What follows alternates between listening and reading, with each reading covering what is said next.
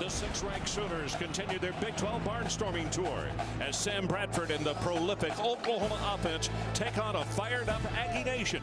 And the boys of the Brazos are ready for the Sooners here at Kyle Field.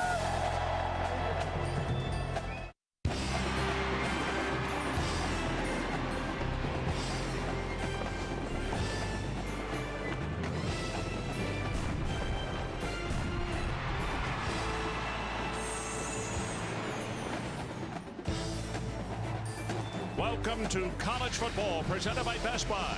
This afternoon from the South Division of the Big 12 Conference, the sixth-ranked Oklahoma Sooners visit College Station, Texas to do battle with the Texas A&M Aggies.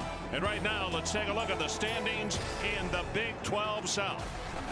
And when you look at these teams, Texas Tech undefeated, followed by Oklahoma State, Oklahoma, and Texas, all with identical records at 4-1. The Aggies are at 2-3 in conference play, 4-5 overall on the year. Hi, everybody. Ron Franklin, and welcome to Kyle Field. The South Division of the Big 12 Conference. What an unprecedented season. And you stop and think about this. Not an entire conference, just one division. 4 teams currently in the top 10, 5 legitimate Heisman Trophy candidates. It has been really unbelievable. Ed Cunningham joins me on the telecast as usual. How do you see the Big 12 South panning out? What's going to happen, Ed? Well, it's really simple. Texas Tech wins out, they're in. However, we all know what's going to happen tonight up in Lubbock with Texas Tech and Oklahoma State, and it has become a round robin in the Big 12 South where Oklahoma, Texas Tech, and Oklahoma State still have to play each other to see who goes to Kansas City for the Big 12 title game. Well, it's really simple for Oklahoma. They need to win out, and it's all about their cornerback, Sam Bradford. We just don't have enough time to talk about all the guys that he throws to and hands off to. What you do need to know is every time Sam Bradford goes out, it seems that he's setting a new record. And as far as Texas A&M is concerned, because of an injury to a senior quarterback, a young player named Johnson has taken over at quarterback and has really turned some heads. Yeah, when Stephen McGee went down against New Mexico, everyone was worried because Gerard Johnson was playing receiver in that game. As a matter of fact, on the play that McGee got injured, he completed a pass to Johnson. Johnson came back to his more natural position quarterback and has really improved. 184 pass attempts without an interception. That's key today against Oklahoma. It is one of the signature venues in college football. The Texas Aggies and their great fans are ready on a sublime Saturday afternoon. We'll kick it off from College Station when we return. You're watching ESPN on ABC. It's been an unprecedented season in the Big 12, starting a month ago when Missouri won in Lincoln for the first time in over 30 years. A week later, the Tigers could not contain the Cowboys, who galloped out of Columbia with a win. Down in the South Plains, the Red Raiders picked off the Huskers' upset hopes. And the Longhorns started their 3-game run when Jordan Shipley turned the tables on the Sooners in Big D.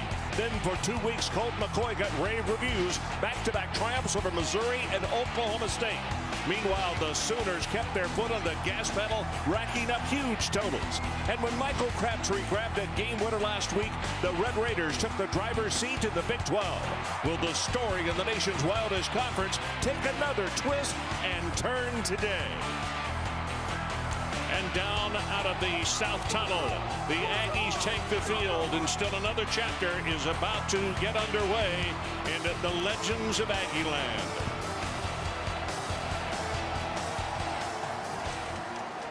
Time now to check down on the sideline with the third member of our broadcast team, as usual, Jack Arute. Jack, what do you got for us, partner? Well, Ron, let's take a look at the Sooners defense. It has been stretched. It has been tested. Why? Well, how about Mike linebacker Ryan Reynolds? He went down with an injury.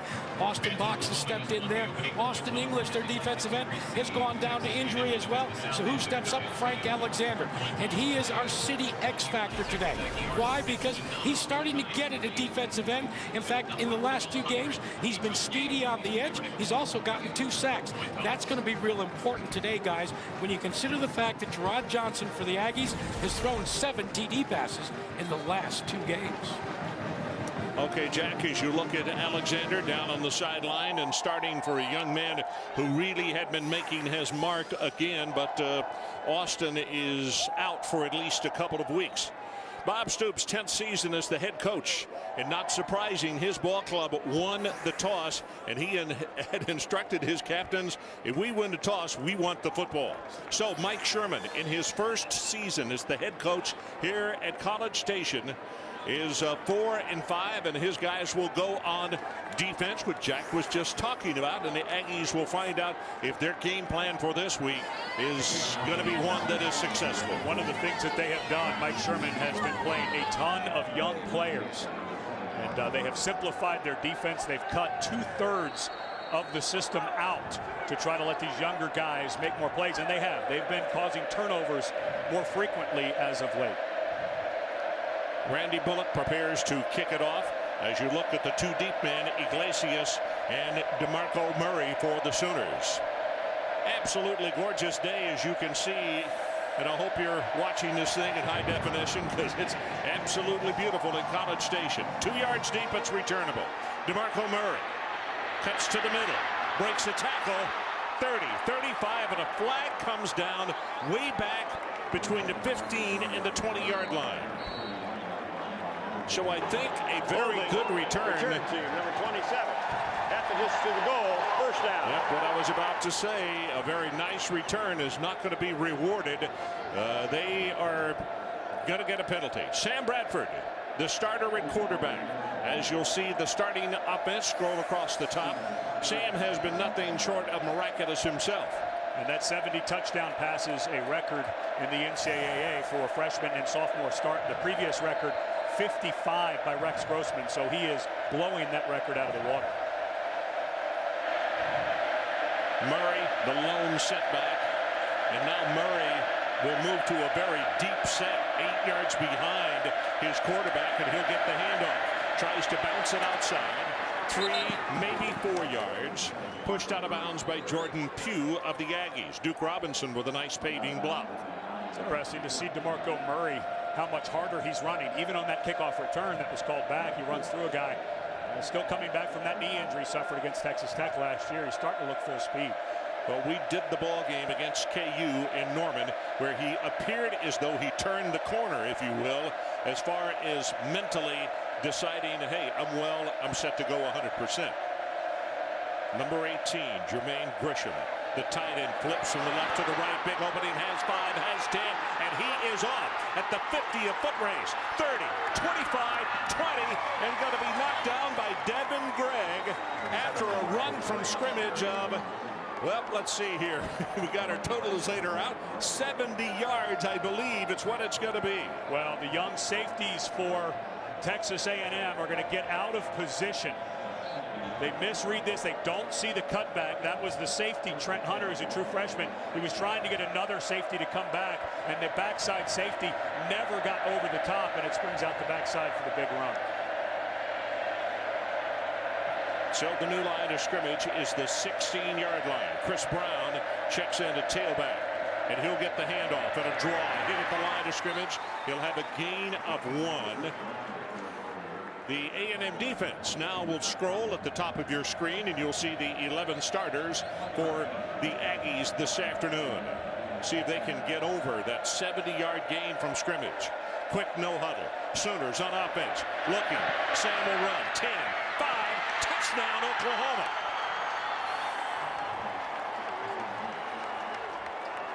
Our Keith Brown just all of a sudden fell apart and could not make the tackle.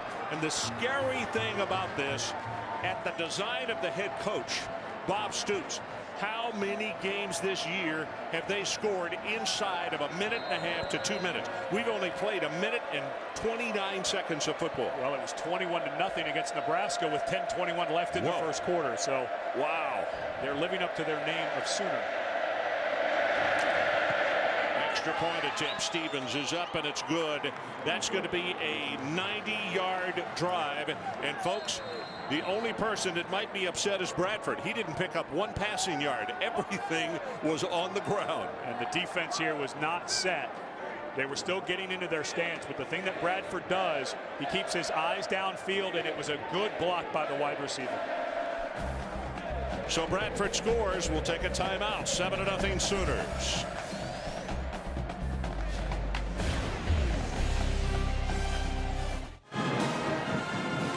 So welcome back to Kyle Field. Joe Kynes, the man you're looking at, the defensive coordinator. Yesterday, Ed and myself, our producer, our director, were all in a meeting and talking about the defense. And Joe even related a story to us about how the hurry-up of Oklahoma has really caught some people off guard. Yeah, he was showing his players some tape, and they looked at a couple of games where a cornerback would be looking to the sideline to get the call. They'd snap it. The receiver would run right by them.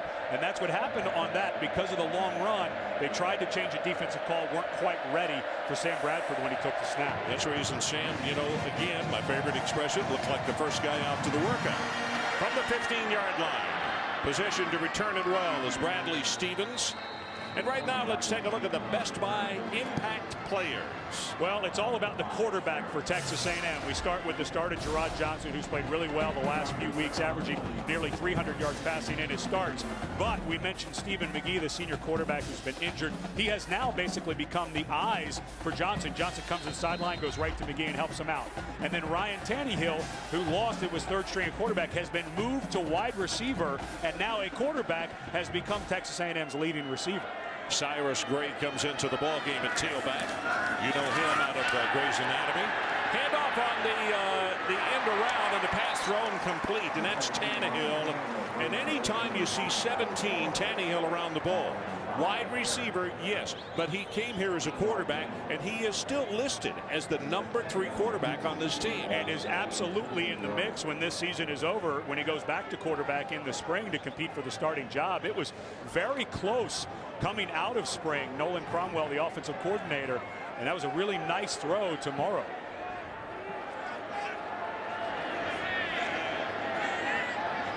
Gray remains in the lineup. Second down and short.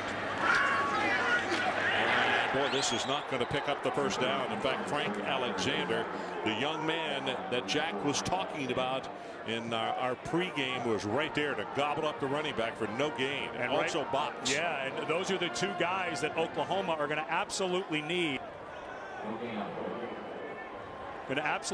As this season goes forward. Alexander comes from the backside end and Box from that middle linebacker. They're the two guys filling in for exactly who Jack was talking about, with Ryan Reynolds and Austin English. English probably done at least through the regular season. Keandre Smith, number 26, into the backfield and tailback for the Aggies. Third down, pressure. Johnson is sacked at the 31-yard line. Looks like Beal, Jeremy Beal, the right defensive end out of Carrollton, Texas. And one of the notes that I have in talking with their defensive coordinator, the Oklahoma Sooners, Brent Venables, it's in huge capital letters. Excellent pass rush. And I don't know that A&M is going to be able to throw a lot of deep routes, a lot of long developing routes in this game. Their offensive line is really struggling. Here's one of the best punters in the nation. Bradley gets this one away. Very high, great coverage kick. Not going to be long, but it's going to be such a good coverage kick. Fair catch is called for by Broyles. And we're going to hold it right here. That will be at the 26-yard line is where they'll take it over. 42 yards on the punt. Well, for Oklahoma, it has been ridiculous in the first half so far this season. 55 against Kansas State, 49 against Nebraska 2 weeks in a row. Their scoring average in the first half, 35.2 points, would be 23rd in the country for an entire game.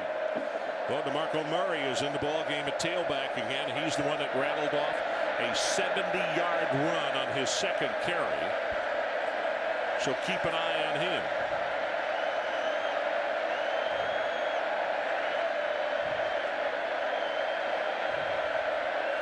Shepard.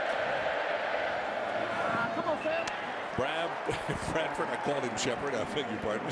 Sam Bradford, well overthrown on that pass right there. Well, and the Oklahoma Sooners happy to have Manny Johnson back. You see that big brace on his left elbow. Dislocated that in the game against Kansas. Played a little bit last week against Nebraska. They need him back. A friend of mine who's an Aggies, sits right down in front of us, stood up after the incompletion and said, "We stopped them down." Yeah, it's only 2nd and 10 now.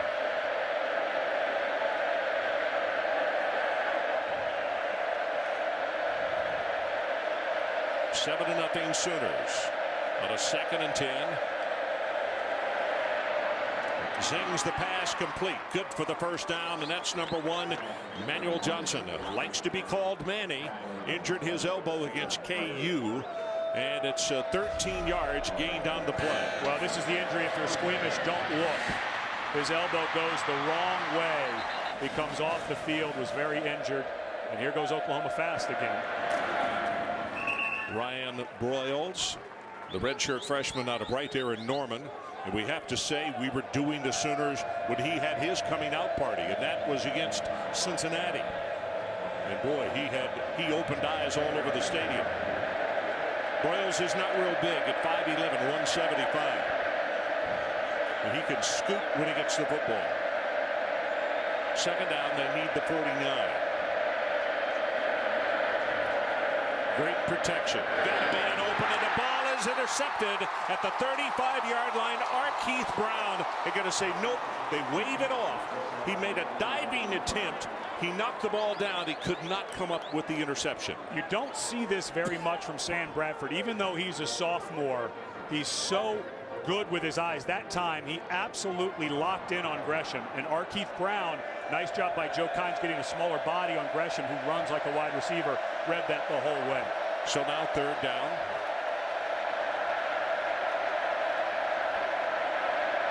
.49 is what they need. Pressure, middle screen. Great call. Open inside the 45 is DeMarco Murray. He'll have the first down, plus about 8 more yards is Trent Hunter, who is a young player in the secondary, and all the Aggies could talk about yesterday. They talked a lot about Trent. And this is what Murray does for you. Excellent job by Broyles. Barely got a piece of the defensive back's legs, but this is where Murray can really hurt you. Quick count again. This time it's Chris Brown carrying the ball. He'll go for a couple. What happens is you cannot lose focus of where they are and what's the lineman right now. They may not turn and look at the Oklahoma bench. They just may go ahead and snap it, which is what they did on second down. And they normally do after they picked up a first down or a long play. They go fast.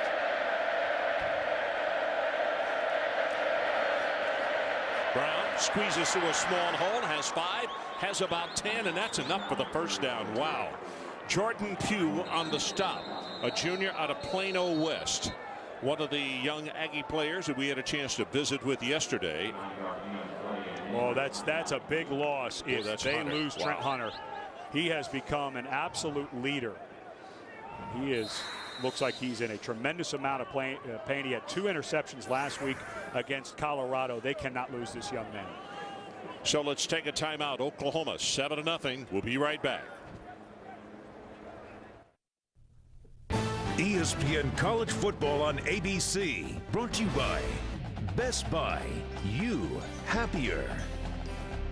The all-new Dodge Ram. Never back down from a challenge. And Allstate, proud sponsors of college football. Are you in good hands?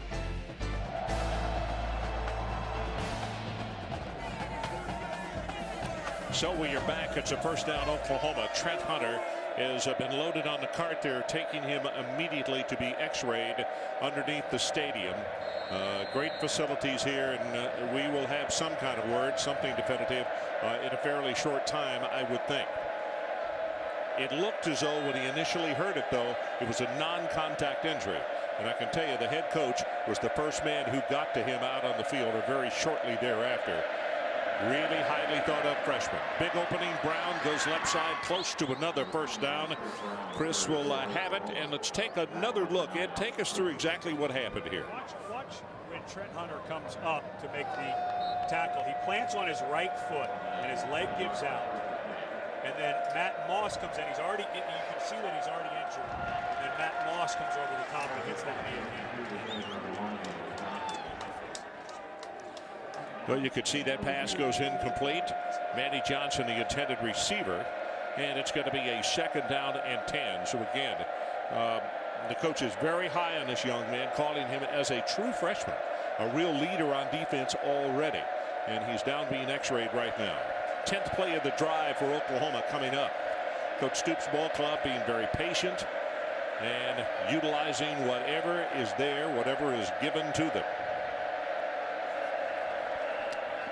Flag is down.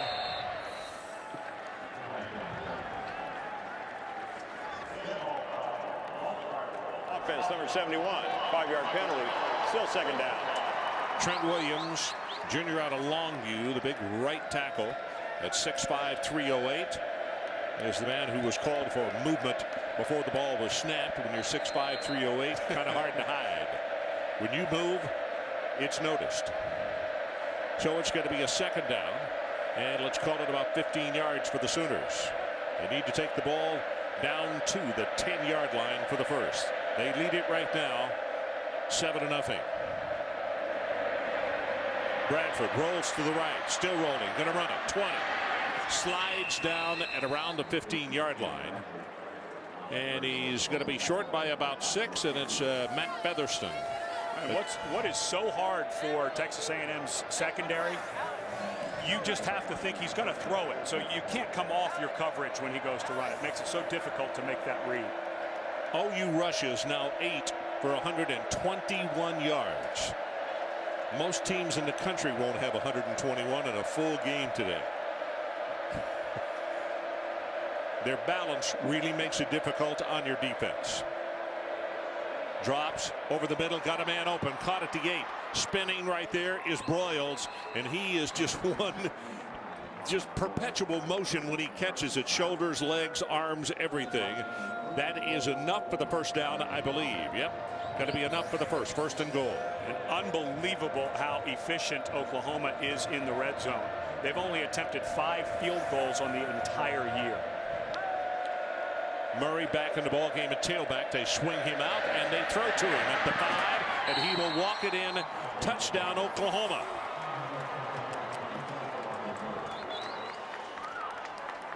Well, they're trying to cover DeMarco Murray with a defensive end, Bennett. And Bennett was trying to read the eyes, and he tries to get out there. That is a mismatch made in heaven for Oklahoma. Well, a nice job of officiating. The line judge straddled the line because the pass was caught behind him, and the field judge was right there eyeing back up the line to make sure that he did not step out of bounds, and he didn't come close. Extra point attempt. Stevens has it up, and it's good. And with 8:05 left to play in this opening quarter, one more look. This one from ground level. DeMarco Murray has the touchdown. It's 14-0 Sooners.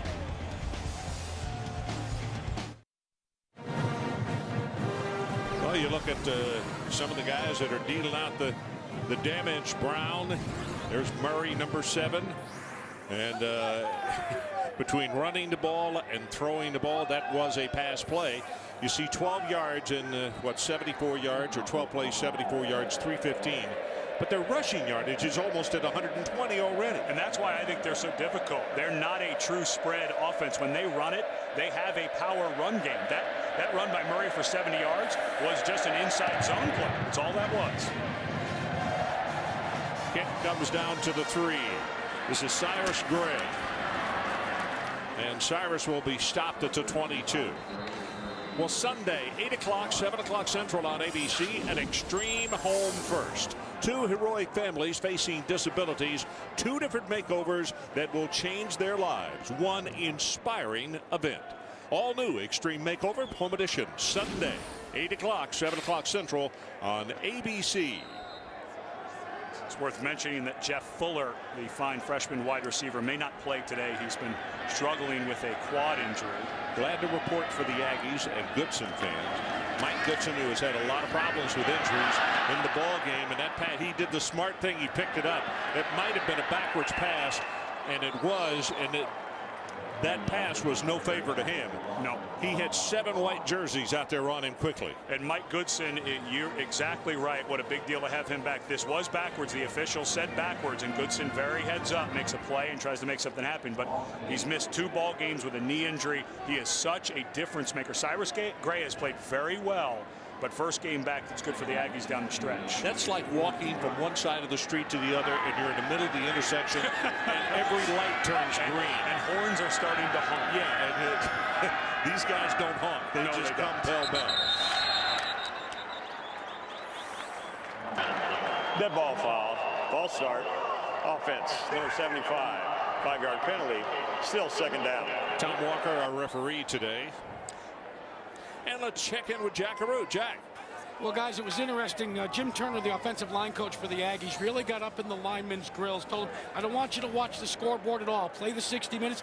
But then one thing he said, Ed, he wants them to key off of 44. Jeremy Beal, he says, watch his splits. That'll tell you what your assignments are.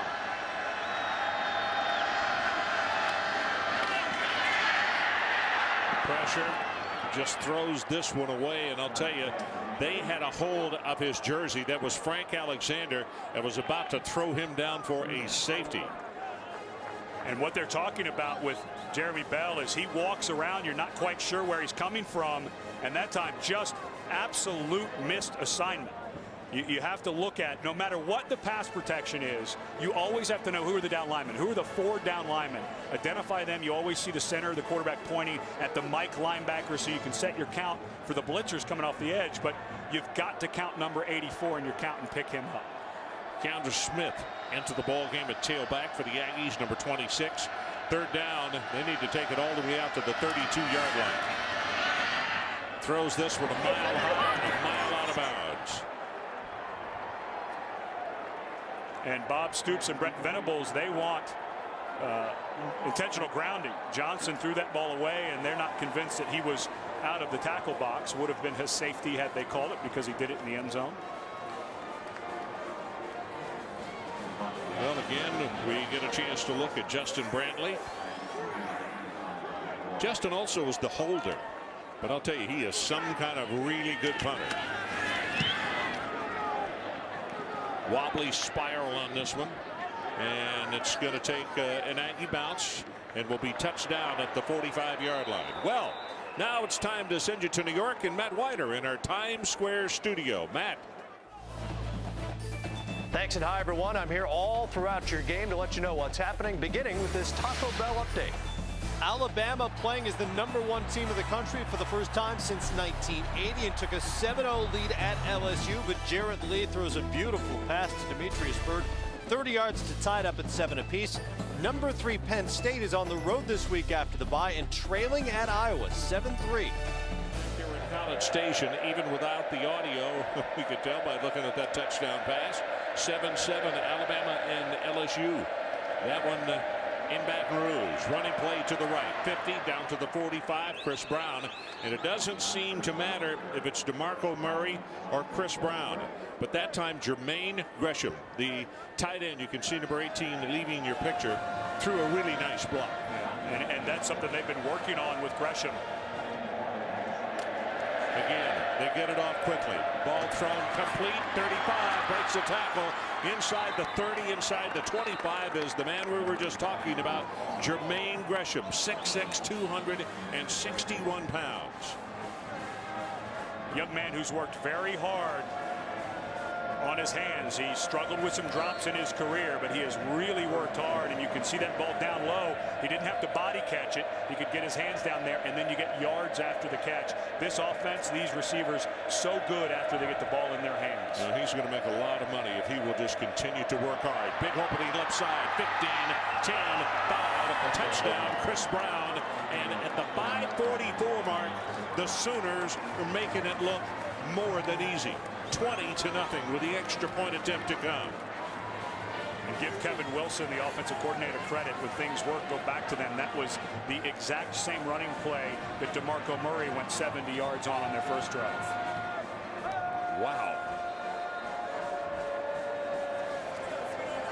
Boy, at this rate, fourth quarter, we may not have 3 hands of bridge in this building. The one thing that they have gotten the attention of for Oklahoma is that offensive line. Early in the year, they talked about their focus and if they played hard, how good they could be, and they played really well the last several weeks. Stevens for the extra point. You get one more look. Brown to the end zone. 21-0, Oklahoma.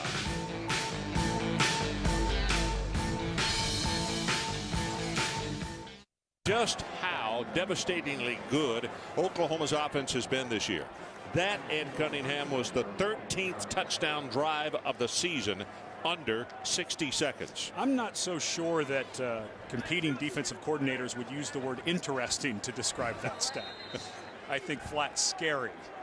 Well, there's Brent Venables, the defensive coordinator for the Sooners, and he gets to watch him every day, but it doesn't have to play him every week, which is a good thing. Goodson in the backfield. They give it to him. Tries to turn the corner, and he does. And Goodson's going to have about 5 yards. And at the top of the screen, time to look at the A&M offense. Two-back set. Well, Goodson does not look slowed from that knee injury at all. You see him get to the outside, and Brent Venables, when we were talking to him earlier this week, you can see the big brace that he's wearing on that left knee. Said they are such a different offense with number 3, and now he can walk out to the slot. He's a lot like DeMarco Murray for Oklahoma. They can move him around and get the ball to him a bunch of different ways. Yeah, he's one of those really smooth runners that before you know it, which is the blink of an eye, he gets by you. Pass back over the middle, go in the opposite direction. McCoy, and McCoy will have the first down. And a standing ovation here. Right down in front of us, all the Aggies. That's the initial first down of the afternoon. And they are applauding. Nice play. Tight end screen. They were showing a receiver screen over to Goodson and came back to McCoy in the middle. Good call. Also, the defense was standing on the sideline applauding. Did like a little longer break, I'm sure. I think Jaworski Lane may have dropped that ball, but fell right on top of it. Lane, one of the many seniors who's playing today on Senior Day, the last game for the Aggies at home. And he did, in fact, with Keenan Clayton jamming that left hand in there. But when you fumble it, you should recover it yourself. Second down, and the line to make is out at the 49. 21-0. Oklahoma, if you just joined us. Johnson, ball thrown complete, and as the receiver juggled it, not much decision to make. Just go ahead and drop it, because if you catch it, you maintain possession way back. Yeah, and this is Lendy Holmes. We saw a game that he played against Kansas where we named him the player of the game. Was just sensational.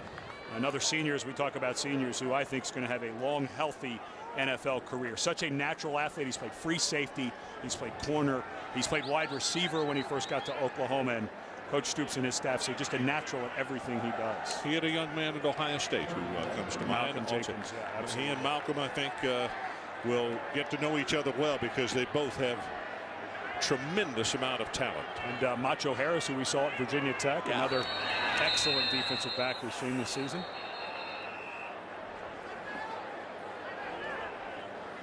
Well, the Aggies had called timeout. Timeout. Colorado. Timeout. Texas A&M. The timeout was prior. The referee said Colorado and got booed. But that game against Kansas, unbelievable. Interception right on the goal line. You can't, I mean, talk about flipping 7 points. And then on the same drive, he makes a great tackle on an option. And then on 4th and goal, a pass breakup on Desmond Briscoe, who's a guy who's one of the best receivers in the conference. that doesn't get much talk because of Crabtree and Des Bryant. But he was just all over. And remember, he also had that interception against Kansas where he had fallen down, spun on his hand, popped up and made another. He had 2 interceptions in that ball game.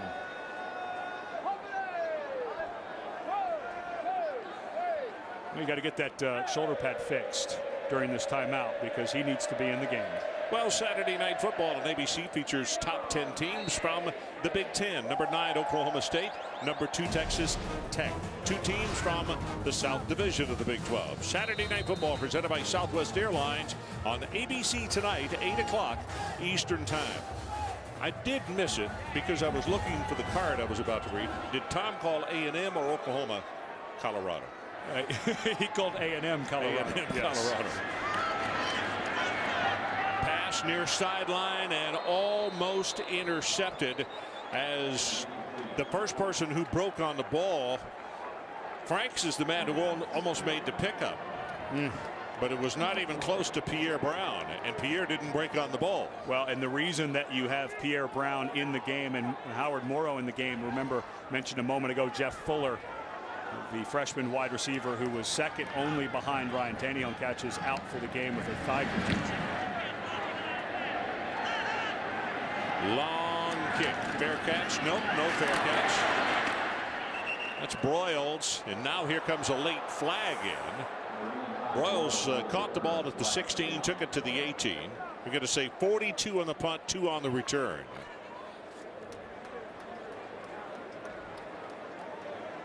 You feel bad for A&M having a guy like Jeff Fuller out, true freshman, whose father, Jeff Fuller Sr., had a great career here, went on to win a couple of Super Bowl rings with the 49ers. Dead ball foul. Personal foul, unnecessary roughness. Kicking team, number 89. 15-yard penalty from the spot of the foul. First down. Well, it has all been about the running game so far for Oklahoma. Not to take anything away from Sam Bradford, but DeMarco Murray, just an inside zone, goes for 70. Bradford's done a really nice job of pulling down when he doesn't have anything. And then Chris Brown, who is just the steady Eddie of this offense. And that's what's so hard. They get that power running game going, and you spread out, they run right at you. On those 3 touchdowns, did you notice one of them got touched, and that was just barely? Wait, they're not playing one-hand touch today. I'm telling you, It's full tackle. Whoa. I see a game on the intramural field over across the way that probably there was more contact than on those 3 runs. Pass, they swing it out. This is Murray, 40, 45.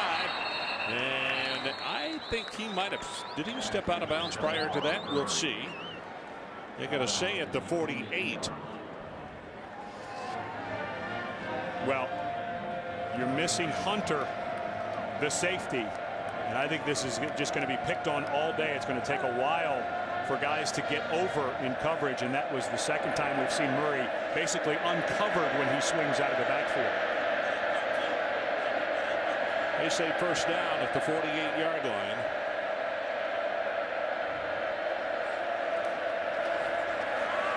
Pressure. Bradford is sacked at the 36-yard line. First time that they have gotten to him today, and it's Danny Gora. Well, I think that Joe Kynes, the defensive coordinator, they stopped pressuring a little bit during the middle of the season, but I believe he's tired of seeing Bradford stand there with all that time, and he brings the corner blitz, and the tight end Gresham did not see him until it was too late. Well, it's a -10 on the first sack of the afternoon to the Aggies. 2:55 and counting left in this opening quarter. 21-0 OU. Quick pass. That's to Gresham, the tight end. And it'll be a pickup of about 15 yards. Jackaroot. Guys, remember Kevin Wilson started this up-tempo no-huddle when he was the offensive coordinator at Northwestern.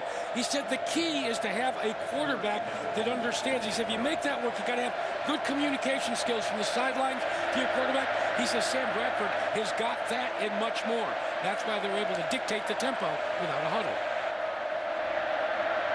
Jack, right now it's a 3rd down. He's trying to communicate something to his offensive lineman. It's a 3rd down and 10. They need to take it to the A&M 42. Pressure up the middle, and the ball simply thrown away. And because of forcing, A&M forces the Sooners to the sideline in the worst series far and away by OU today. And it was all about pressure. Joe Kynes finally getting some pressure on Sam Bradford, brought the corner, brought a linebacker blitz. He just doesn't want to stand back and play coverage anymore, and I can't say I blame him. Obazar, you're just going to get cut to pieces. Obazar with the man applying the pressure, number 49. This is the first punt of the afternoon by Oklahoma. Pugh is back deep. Nall, the punter, runs away from it, and then takes, unbelievable, an Oklahoma bounce, and is touched and taken out of bounds by the long snapper Derek Shaw at the 4-yard line. And now for our Big 12 update, brought to you by Dr. Pepper. 48 yards on that last kick, and we wait for the Dr. Pepper scoreboard. We got Texas against Baylor. Kansas and Texas A&M down the road. It looks like Texas winning that game.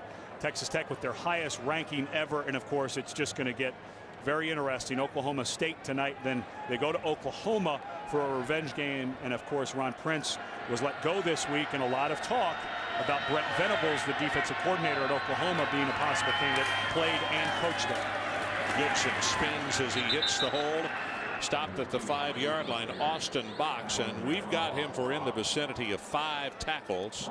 Box, number 12, a redshirt freshman out of Enid, Oklahoma. Box, a young man that Brent Venables has been working so hard. He was going to start at the weak outside linebacker. He was a safety and quarterback in high school, but he injured his knee and his elbow. And Travis Lewis took over and has played very well, but now they get him in there, and they're very pleased with his progress. Played very well against Nebraska. Well, they tried Nick Harris also from safety. That didn't work. Nick is too valuable to him as a safety. As Johnson holds on to the ball, and about 3 yards, and that's the end of the way. So it will be 3rd down. Adrian Taylor defensively. Trying to get anything they can just to get away from their own goal line. Obviously things not going very well for A&M early. Not a whole lot of first downs. They've only gotten 1 defensive stop, but they're doing anything they can to try to give Brantley a little bit of room. But I think here what you might be thinking about, some type of screen so it's safe. If it's incomplete, no harm, no foul. Well, you could see on the left side, Michael Dead Schumard. Ball start. Offense, number 76. Half a distance to the goal. Still 3rd down. Well, that was a miscommunication of what the snap count would be. And Gerard Johnson immediately looked at Schumard and shook his head.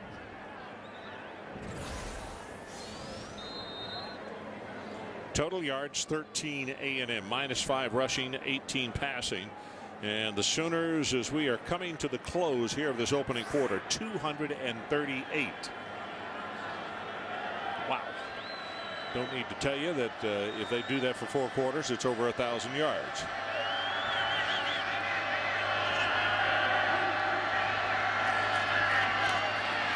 Johnson rolls the pocket, throws deep up the field, and it is thrown out of bounds, and I believe it was Venables, the defensive coordinator, who made the catch.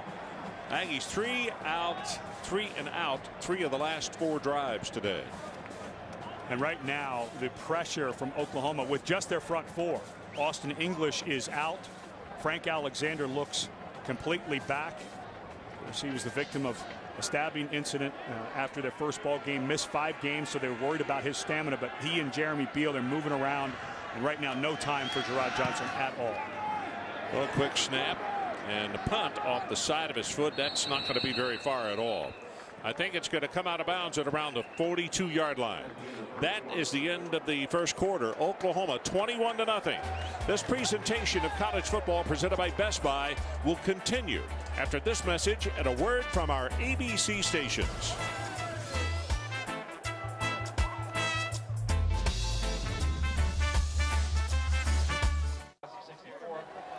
So welcome back, College Station, Texas. Before the ball game, Coach Stoops shaking hands with the gentleman they called simply 41.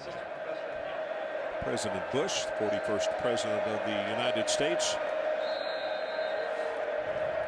Library here on the campus of Texas A&M, right across the street. Yeah, in fact, just right down from us, just behind the press box side.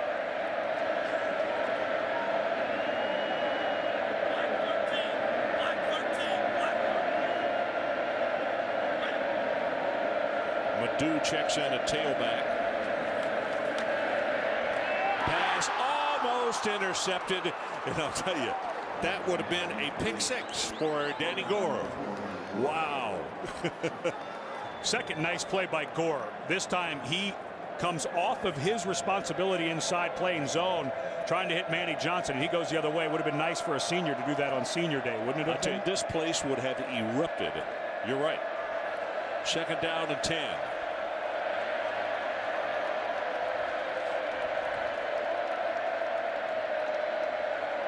High pass. Bradford gathers it, has 5, has 10, counted off at about 14 yards. That's Madu on the carry. And watch for Oklahoma here to go fast. As soon as they get any kind of momentum, they usually try to go fast, although Bradford's looking over the sideline, so not as fast as they normally go after a good run or throw.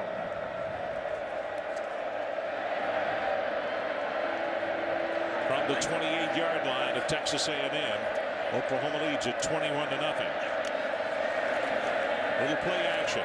Wide open in the flat, and that is Clapp. And the fullback inside the 5, and he is going to take it all the way to the end zone. Touchdown, Oklahoma. 28 yards on the play. Matt Clapp gives them another guy in the backfield. He is the 4th guy in the backfield. When you add up Brown, Murray, and Madu, and you throw Clapp in there, who's listed as a fullback, who has the ability to move out, can catch the ball, and run after the catch. That is the part of this offense that I think is the most impressive, is how good everyone is after the catch, and it starts because of the accuracy of the quarterback. Nobody has to come out of their stride to continue running. Extra point attempts is good. That's the 3rd touchdown catch for him this year. And number 18, Jermaine Gresham, with a good block downfield. Things are getting scary when guys like that are playing this well.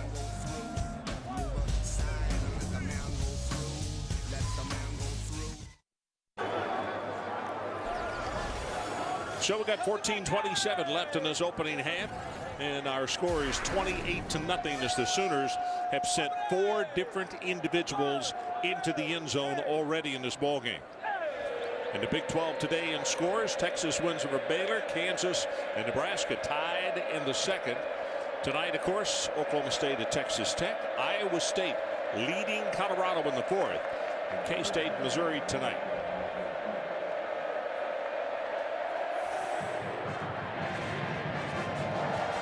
Orland's kick down to the 8-yard line.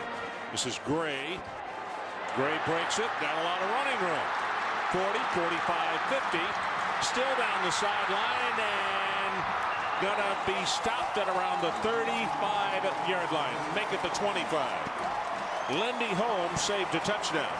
And Oklahoma on their kick coverage has just really struggled this year. They've given up 2 touchdowns.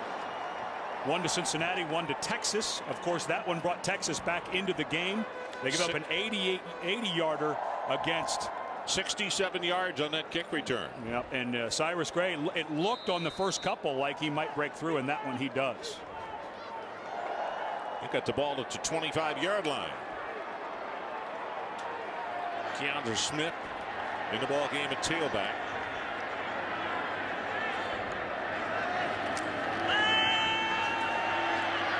Johnson waiting, got by 1. Second ball is thrown incomplete. Tannehill, the intended receiver. And now let's send you to New York and Matt Weiner in our Times Square studio. Thank you, Ron. Let's get you a Verizon Wireless update from Iowa City. Penn State was down 7-0. They've now scored 10 straight. Evan Royster here with his 11th rushing touchdown of the season. 10-7 Nittany Lions. LSU got back-to-back touchdowns in a 24-second period. Just intercepted John Parker Wilson. The Tigers lead 14-7. Okay, Matt, thanks very much. And, of course, no one would be excited in Baton Rouge over that score right now, would they? Huh? Well, and for Oklahoma, Texas, all the one-loss teams in the South, they should be excited as well. Here's Tannehill on the receiving end, close to another first down.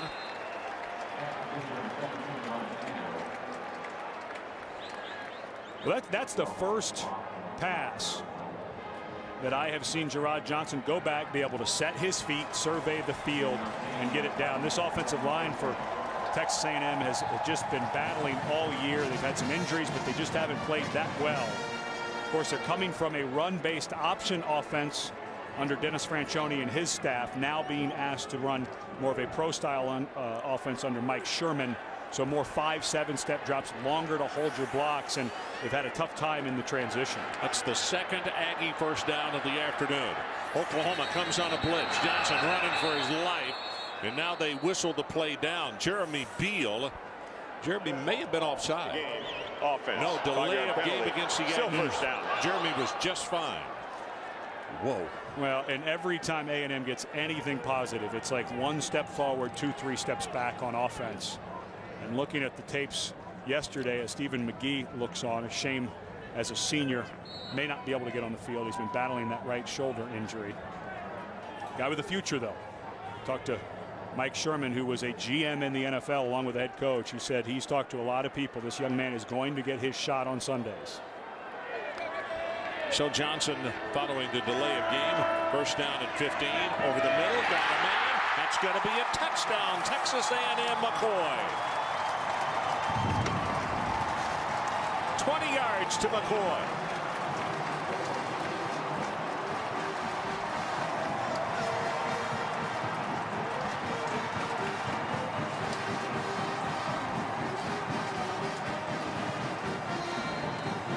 Bullock to attempt the extra point.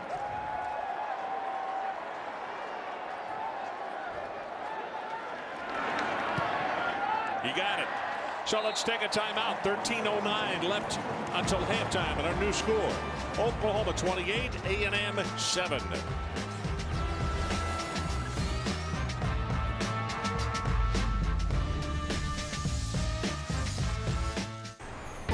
ESPN College Football on ABC, brought to you by Chevy, an American Revolution. Aflac, ask about it at work.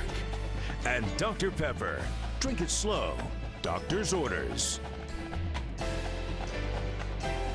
The George Bush Library here on campus at Texas A&M. And here he was before the game. Coming in, you see as his walking stick with him, and along the way he will pause and take time to have his picture taken with any number of students that come up and either want to just shake hands or get their picture taken with him. And I'm sure he is delighted that the Aggies are on the board with a score of 28-7 right now to wake this crowd up and get them going. Actually, this crowd has been alive and going. This is the final home game of the year for the seniors, the last time here at Kyle Field as they pooch kick it. It's going to be short, hit at the 30, and then we'll go out of bounds.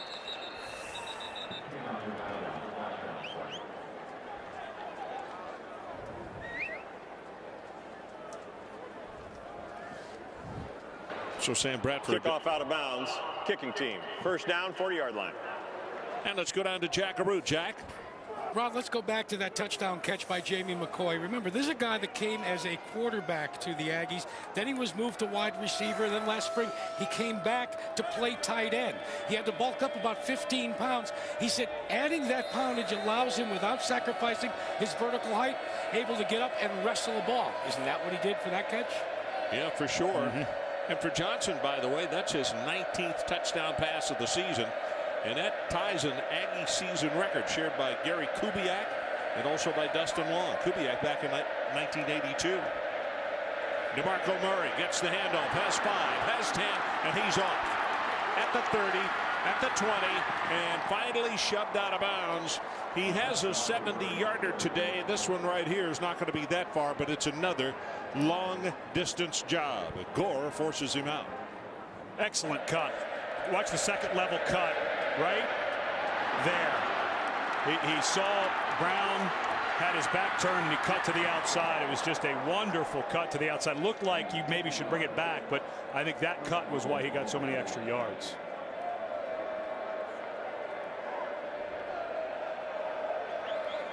And the officials are congregating to decide.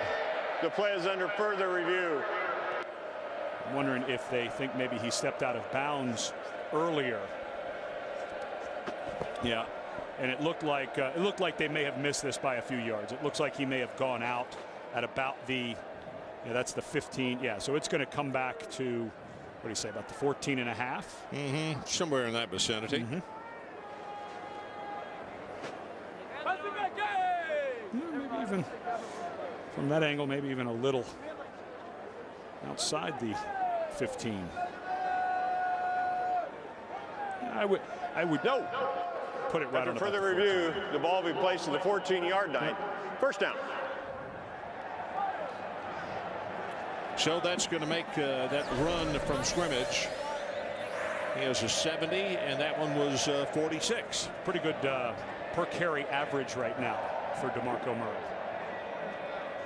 That's 3 carries. That would be an amazing average if it were on kickoff returns in a game, but on your rushing average, that's rather unfair. That'd be an amazing average if no one was on the field.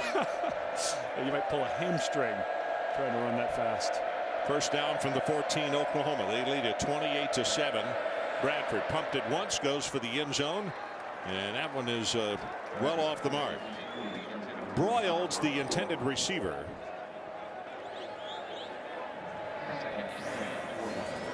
Well, it has not been a good year against the run for Texas A&M.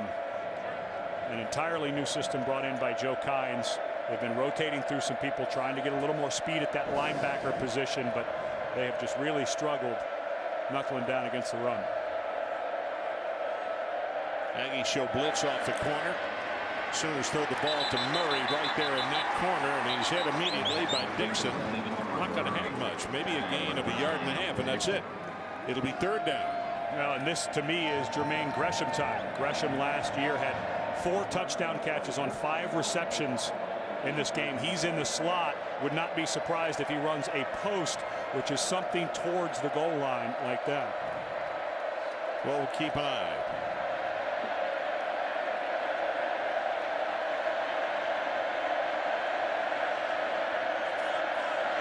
Bradford obviously with an audible, working right into the teeth of the cheering section. And then from the sideline, the Sooners have called a timeout. Timeout. Oklahoma. First team charged them out of the half. So timeout OU. 11:56 left in the first half. 28-7 Sooners.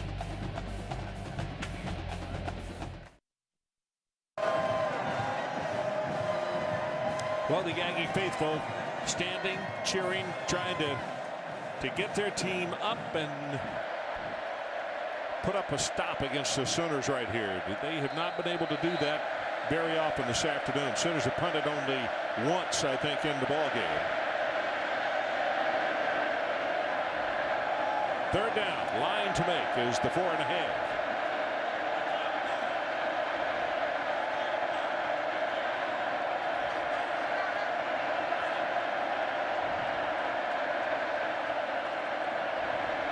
Pressure up the middle. Bradford runs away from it. Now throws for the end zone, and Gresham's the man that they wanted, but he threw it about 3 feet too tall. Good pressure by Lucas Patterson. Nice coverage, and a guy who has not played very much so far for Oklahoma this year trots on. Jimmy Stevens. It's amazing at this stage of the season. He's only attempted 5 field goals. That's how good they've been in the red zone.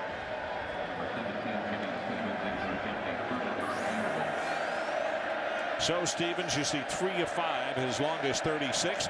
This is going to be a 30-yard attempt from the far hash mark. Gets a good one, and he came across it.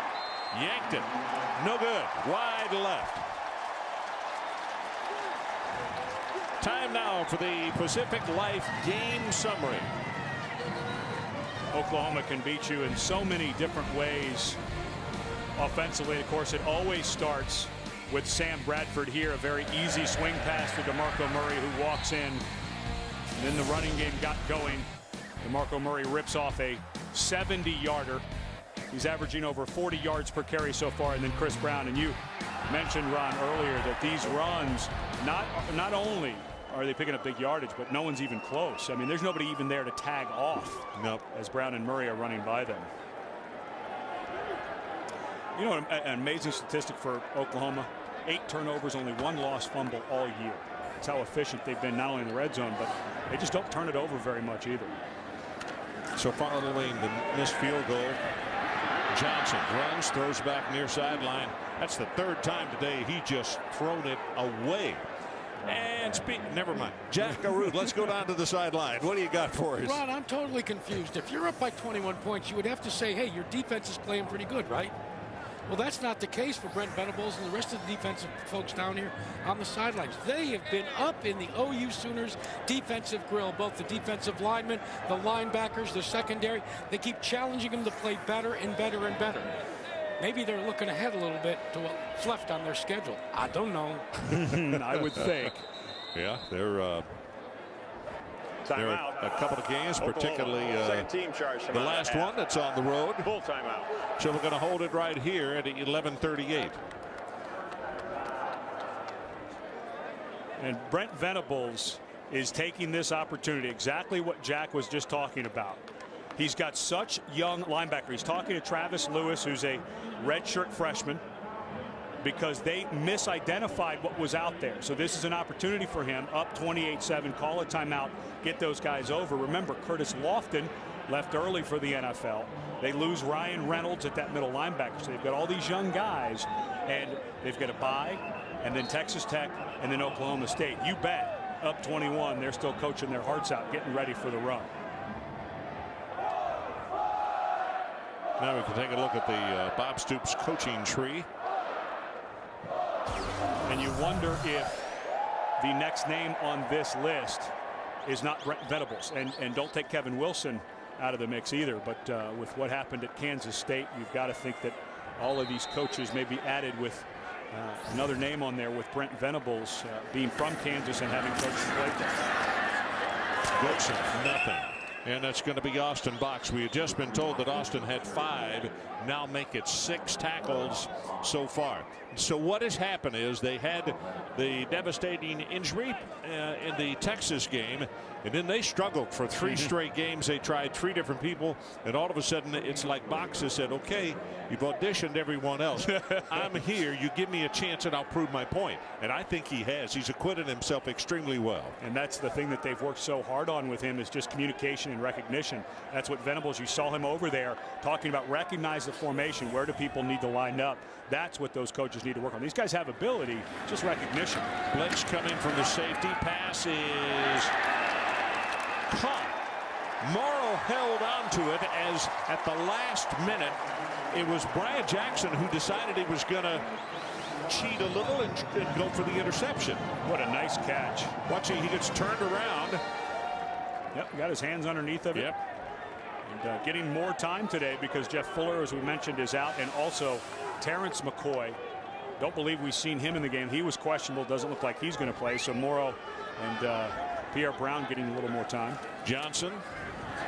Well, he just threw that at the feet of the defensive player, Alan Davis, senior out of Colleyville, Texas. And now here comes a flag. I think they're going to call intentional grounding late.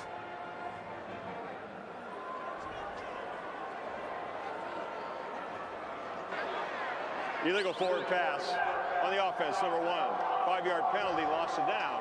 2nd down. Thanks, bud. Well, let's see if there's anybody. Jamie McCoy is, they were looking to see if he was close by. I think that's the right call, though. I mean, just not even close to where he threw it. And I think that intentional grounding was the right call. Well, actually, didn't he say illegal forward pass, though? Yeah.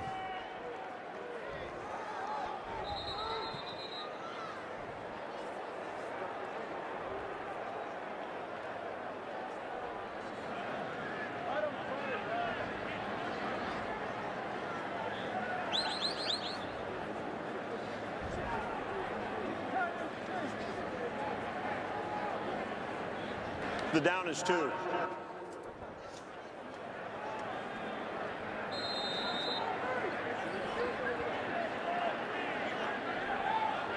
So it is loss of down. It is 2nd down.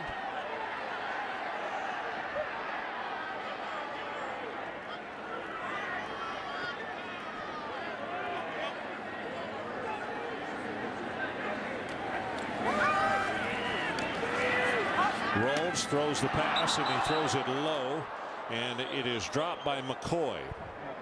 You know, our producer is talking to us down in the truck, and I swear to you, he said illegal forward pass. Yeah, they now treated the ball it like did not get back to the line of scrimmage. He was inside the box.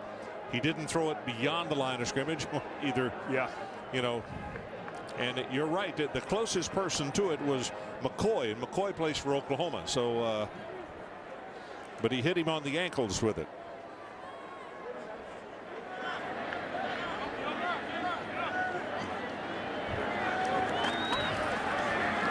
Johnson rolls to his right, now stops and sets, throws back across the field, and the closest person to it was Franks. and to clarify that illegal forward pass, when you throw it into the ground, it's just the same as grounding. It's called differently, but it's the exact same effect as grounding. And Texas A&M, who looked like they may have something going after a great catch by Morrow, once again does something to hurt positive yardage on offense with a penalty. We've seen that time and time again so far, and already down 28-7. continue coaching up, I guess, if you're Texas A&M. Bradley, line drive. Broyles, return to the right. Got a huge opening. Hang on. Cuts it back. And I'll tell you, somebody got him by the ankles. Was that the punter? Was that Brantley? Yeah. Yes, it was. If he doesn't get him when he cut back, there were people turning their ankles trying to go back the other direction. He had done it so quickly. Take another look. Nice job by Brantley. 40 on the kick, 42 on the return. Most of the time he's going to be the unblocked guy, and how many times do you see a kicker or punter who's the last man there? Because if he doesn't make that tackle, I don't think that Broyles is going to be caught from behind. Nice job keeping his balance and making the tackle. Yeah, because those numbers with the high sequences, 52 and what have you, they certainly were not going to advance close enough to make the tackle. Ryan Clay going to be stopped. Brown at the line of scrimmage, knocked down for a half-yard loss. Baston will be credited with the tackle. We have now gone under 10 minutes to play, second quarter. 28 Oklahoma, 7 Texas A&M.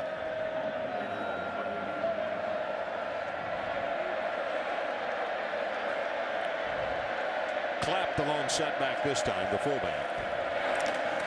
Take it to him. Drills it, end zone.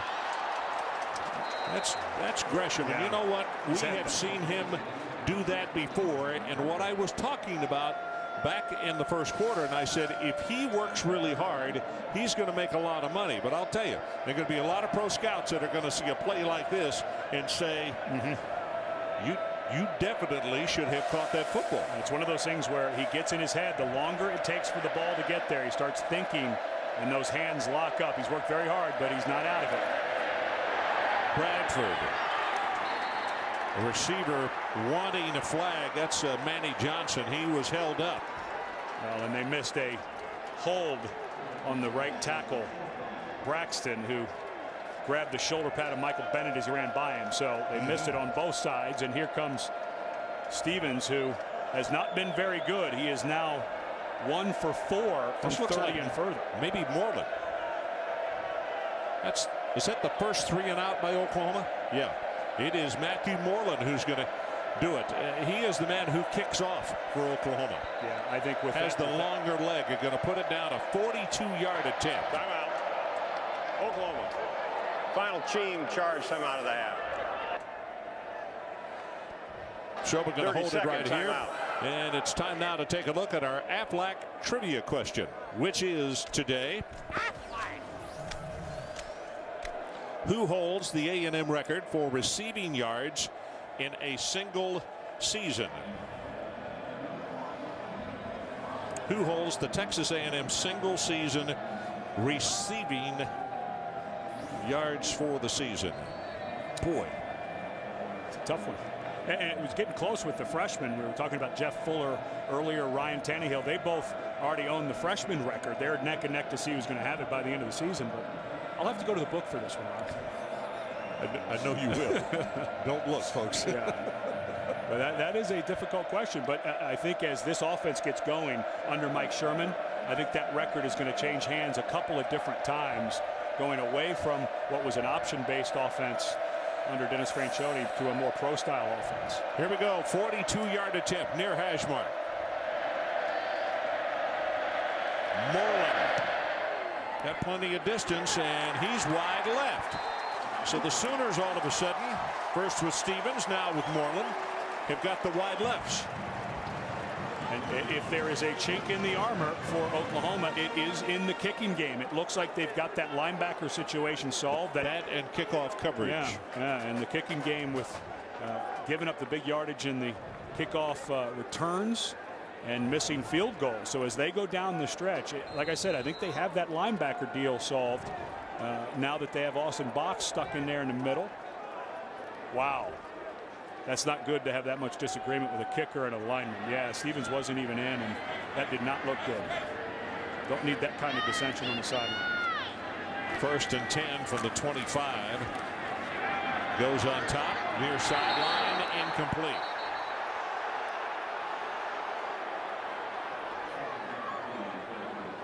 Well, Morrow was the intended receiver. Jackson was the defender.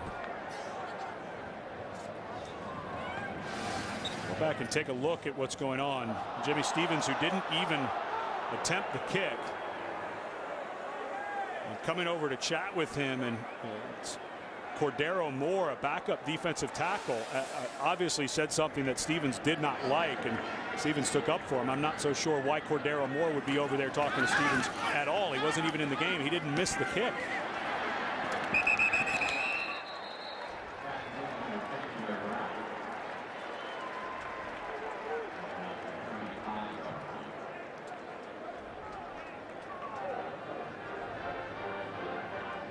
A&M has something positive again going on offense. Now they just need to settle down, get something going. So that'll move the chains. It is a first down at the 9:04 mark of the first half. And with the 2 missed field goals, you go down and get a touchdown, all of a sudden it's a whole different temperature in this building.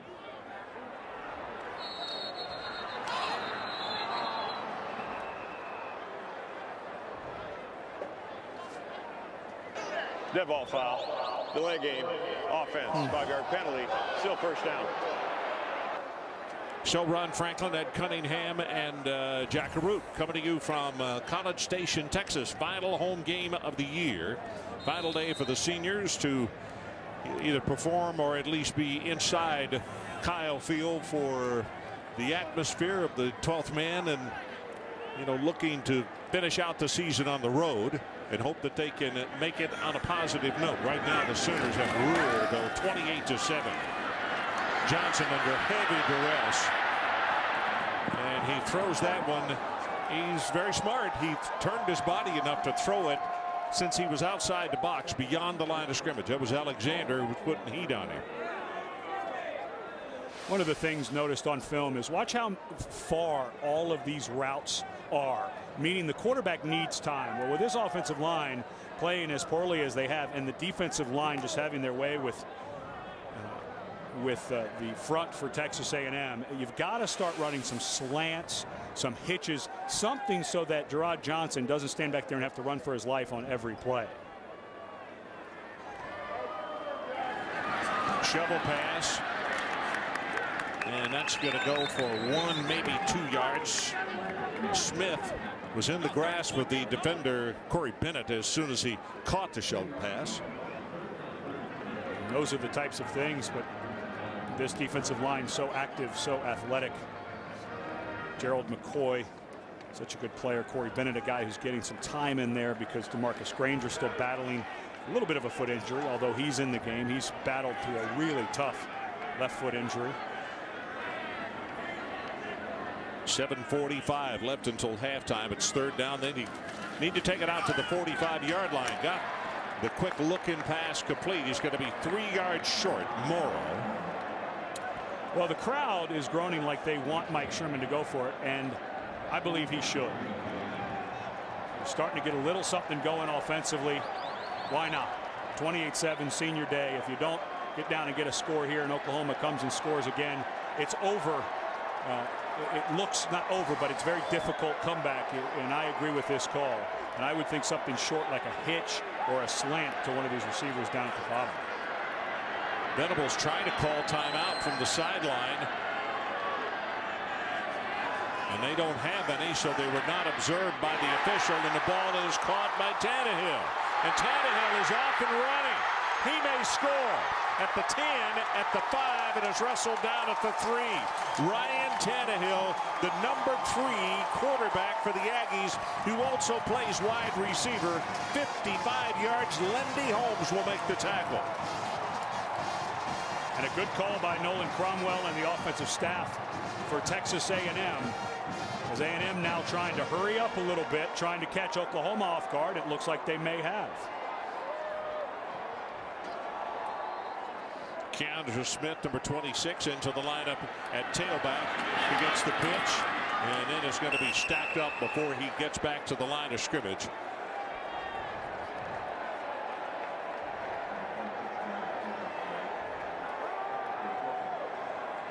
The pass to Ryan Tannehill brings them down to the goal line, and that's really one of the first times we've seen a little in-cut And Tannehill with the Texas A&M freshman record, when Fuller comes back, they'll be going neck and neck for that. But now they need to punch this in, and those 2 missed field goals looming large.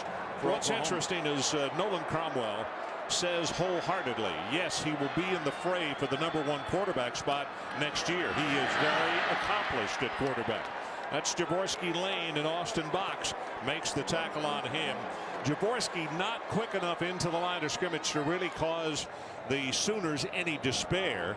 And now it's going to be 3rd down, and they're still a full 2 yards away from the end zone. And you have to, if you are Texas A&M, think about a touchdown here. This is not a field goal game. So you've got 2 downs. I would think about Gerard Johnson moving out, even though in your eye, a little play action possibly here to a tight end. 9th play of the drive. The longest Aggie drive of the afternoon. Johnson, play action, looking, rolls to his right. Now throws. Well, they had Jamie McCoy, the tight end, absolutely draped in the back of the end zone. And here on 4th down, play action is probably out of the window. Gerard Johnson, a very good quarterback. With the ball in his hands, I would want him on the edge and get 2 or 3 receivers kind of shadowing him, giving him the run pass option. So here it comes, 4th down. They're at the 2-yard line, trying to make it a 28-14 ball game. And you can see we have 5:17 left to play until halftime.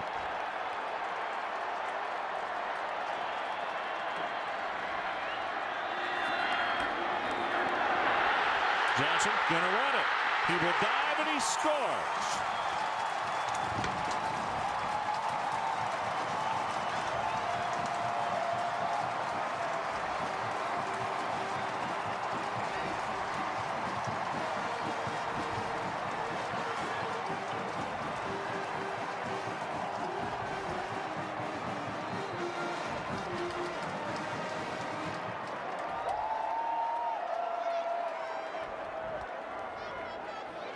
Bullock with the extra point attempt. Gets it. 5:11 left until halftime. 14-point lead, Oklahoma. So Ryan Tannehill, huge play on 4th down on a short route. Mike Sherman with a nice call. And then all of a sudden, this becomes a ball game with this touchdown because of the 2 missed field goals by Oklahoma.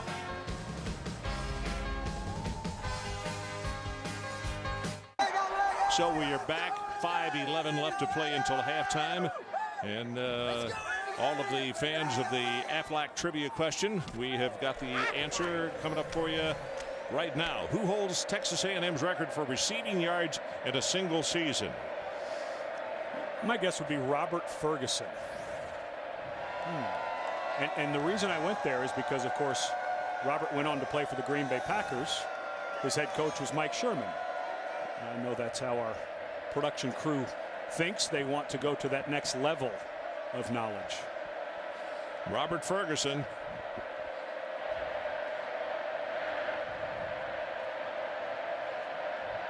Bullock prepares to kick it off. So the Aggies have cut the Oklahoma lead in half, 28-14.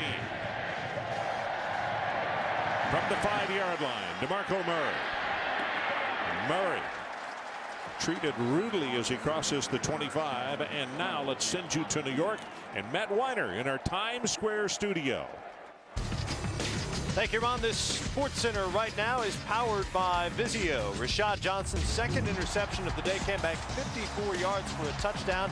And #1 Alabama, despite 3 turnovers and a missed field goal today, is now tied with LSU in Baton Rouge. Penn State got down 7-0, but have scored 13 unanswered. They're dominating in every way but the scoreboard, up by just 6 at half in Iowa City.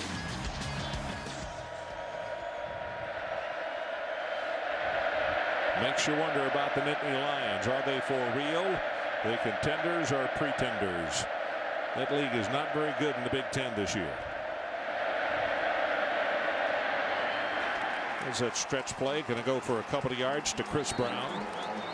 Well, what will be very interesting, even if Penn State goes undefeated, is what a 1-loss Big 12 South team, if it came down to it, I think it'd be very hard not to say the Big 12 South team should go if the SEC champ has 1 or less losses.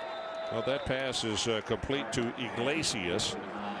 That's his first catch of the afternoon at the 440 mark.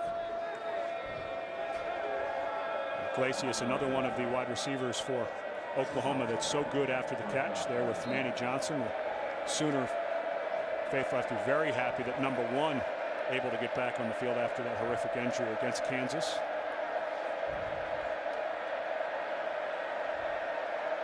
You can see Sam Bradford talking with his teammates. He'll stay under center.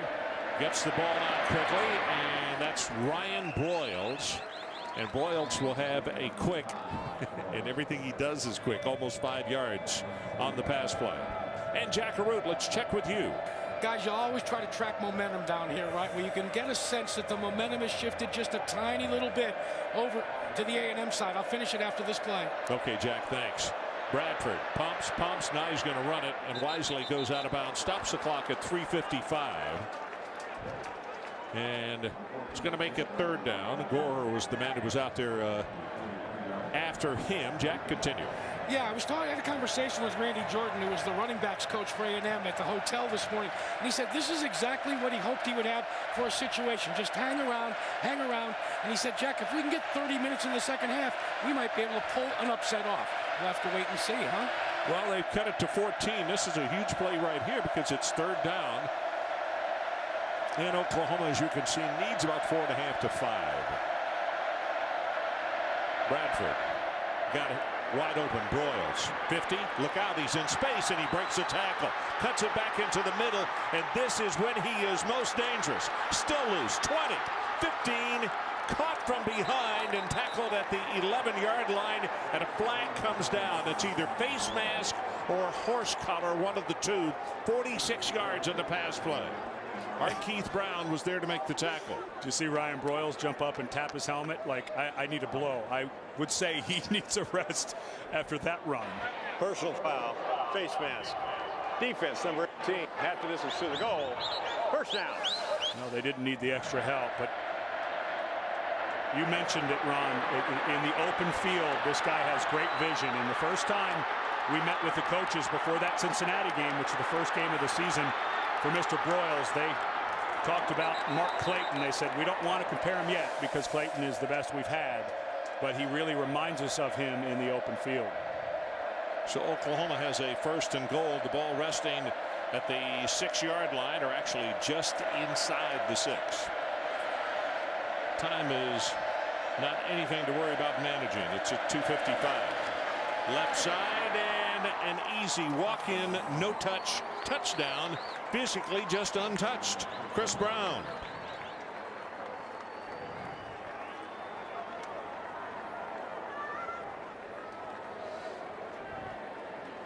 It's interesting when you watch Oklahoma's offensive line. They really only run a couple of different blocking schemes. They run zone left and zone right. They'll run that little power where the backside guard pulls, which were the 2 big runs for Murray and 1 for Brown. And then they run a sweep. But other than that, they just roll off and get big bodies on you. You can't get off them. Stevens with the extra point attempt knocks it home. So with 2:51 left until halftime, we'll hold it right here. It is Oklahoma 35 and A&M 14. Well, with just 2 races left, Jimmy Johnson, in his quest for a 3rd straight Sprint Cup championship, looks to hold off a hard-charging Carl Edwards. The chase for the NASCAR Sprint Cup continues at Phoenix on Sunday on ABC. Coverage begins with a NASCAR countdown at 3 o'clock Eastern. You can see Edwards at 106 behind, Biffle at 143, Jeff Burton 212, and Jeff Gordon 255. And Jack, you've got more on that. Yeah, Jimmy Johnson's wife is a graduate of OU, and that's how the relationship between Jimmy and Bob Stoops was developed. And we talked about this before. In fact, I talked to Joe Castiglione, the athletic director for OU, and they said, boy, we're really hoping that Jimmy will lock this thing up. He says, because we have one more game that we can invite Jimmy to at the end of the season. He says, we may need some of his good luck to rub off on us if we want to get to the Big 12 championship. Well, he's got pretty good know-how in that category. Right now, let's send it to New York. After the kick, we'll send it to New York. And Matt Wider. Moreland will kick it off for the Sooners.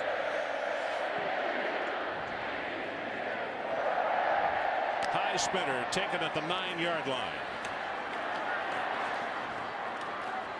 And tackle will be made shy of the 25-yard line. And now let's send you to New York and Matt Weiner at our Times Square studio. All right, Ron, I'm here when you need me. Here's our nominee for the Pontiac game-changing performance. Georgia down 3 at Kentucky. Crunch time for Matthew Stafford, who bought himself some time before finding A.J. Green in the back of the end zone to punctuate the game-winning 85-yard touchdown drive. Vote for your Pontiac game-changing performance starting tomorrow morning at 9 on ESPN.com. Okay, Matt, thanks so much. Stafford 17 of 27, 3 touchdowns. Johnson, quarterback draw, and he's going to dive forward. Saw that he could get about 7 yards out of the play, and he did. Austin Box was coming over to make the tackle. They can get going fast. They have 2 timeouts with this clock running. Don't need to take one here, but the thing you got to remember is this quarterback is shorthanded. We talked about the Jeff Fuller out, Terrence McCoy out, so you hope that these other young people know what they're doing in this hurry-up drill. See a blitz coming off the left corner, and that ball thrown to Hall. Tannehill is open there, and he just rushed the throw and overthrew him. It's one of the things a tall quarterback's going to have to always work on. Johnson is 6'5", came to Texas A&M as a basketball player, but it's hard sometimes. They don't get their feet and hips under them as easily as a guy 6'1", 6'2", and that ball will float on them occasionally, and that's, I think, exactly what happened there. 2:08 to play, halftime. 3rd down. They need to take it to the 33-yard line to keep this drive going. Quick look in over the middle. The ball tipped and then is tipped again and caught by Pierre Brown. And the Aggies are going to wind up with the 1st down after a tip drill. 12 yards. And A&M catches a break, but good job by the sideline. Sometimes the players will get a little confused. They say, oh, what a great play, but they've got to get right back to the line so that when the game clock starts, they're ready to snap the ball. From the 41-yard line.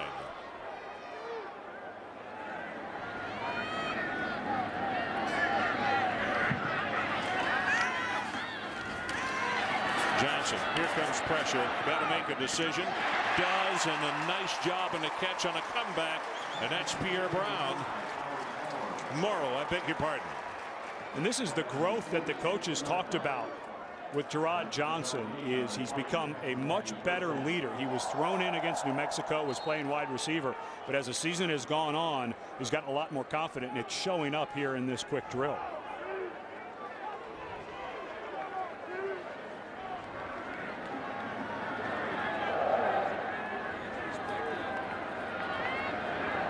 Oklahoma showing blitz, and they come with the safety right up the middle. That ball well overthrown. Let's go back to that tip drill play. Yeah, you always hear people talk about the defenders working on the tip drill. This is Austin Box gets his hand on it. Tipped twice and then caught. Travis Lewis and Box got a hand on it. Pierre Brown wound up with it. See if they can do something out of that play. 2nd down and 10.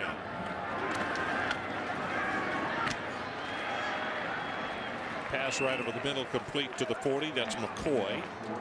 And I think the clock is starting to eat a little bit. You've got those 2 timeouts, and A&M is not exactly fast to the line of scrimmage. And you see Sherman right there was giving them the hurry up. They're eating way too much time after the interception short of the 1st down. 40, 53, 40, and about to go down into the 40s.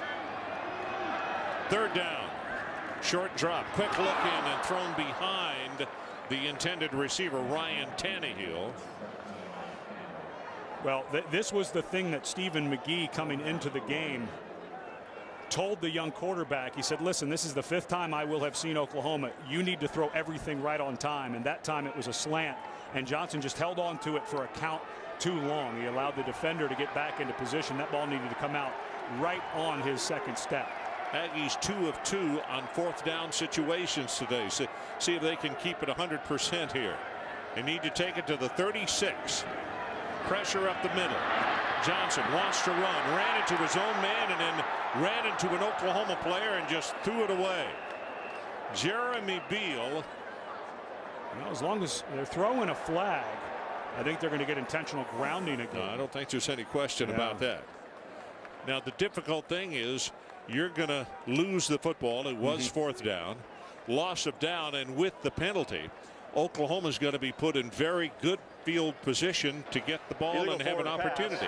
Offense number 1. It's a 5-yard penalty from the spot of the pass. Loss of down. First down. Legal forward pass, same as intentional grounding. It's a spot foul, loss of down because of fourth down, and that's an excellent point, Ron. Correction on the foul. The foul is intentional grounding. There's loss of down at the spot of the foul. First down. End of the play. So same thing, but that's an excellent point, Ron, with 33 seconds and good field possession. Yeah, they're not going to take their foot off the gas at all. No, 34 seconds. That's like 2.5 to most teams. Chris Brown is the man at tailback, and let's see what they elect to come up with. Bradford from a shotgun. Looking, still looking. Lobs the pass, has it complete at the 33-yard line. That's Iglesias. Now Bradford will sprint up to the line. They'll set in a formation, a quick formation. He should just spike it, or sometimes you can throw the fade here and try to get a quick one. Well, he gets the snap and he throws it directly into the ground. I wonder if this play is under review. The fans who saw it on the big diamond screen started booing like it should have been reviewed, but because I think it got up so quick, they snapped it. So second down and 10 from the 35. We have 25 seconds left. They roll the pocket to the opposite direction. Bradford gonna run. Still on his feet, will take it close to the first down at the 24. Well, and the clock continues to run because he didn't get it. Good job coming back and getting this ball killed. Gets back in time, and they throw it right into the ground to stop the clock. 8 seconds showing. I'm not sure you could run this drill 33 seconds, no timeouts, any better than Oklahoma has run it. But this, as we know, on a field goal is no gimme for them. Jimmy Stevens to attempt to get the field goal, and this one's going to be from 42 yards from the near hash mark.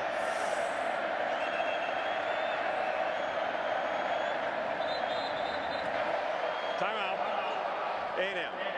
Second team charge them out of the half. 30-second timeout. Well, coming up from the Capital One halftime report, John, Craig, and Doug will have highlights and scores. And the reason Oklahoma trying the field goal, even though it's no automatic for them, obviously we've already seen the 2 misses, is with 7 seconds, even if you ran an out cut or something like that, if there's any pressure the quarterback has to move, you could run out of time. So gaining that extra 5 or 6 yards is not going to make that big of a deal on the field goal, and you may not get a chance to even bring Jimmy Stevens on and try the field goal. So well, Jimmy's longest is 36 yards. This one is going to be placed down from 42 yards. So if he makes it, it will not only be a personal best, it will be by 6 yards a personal best.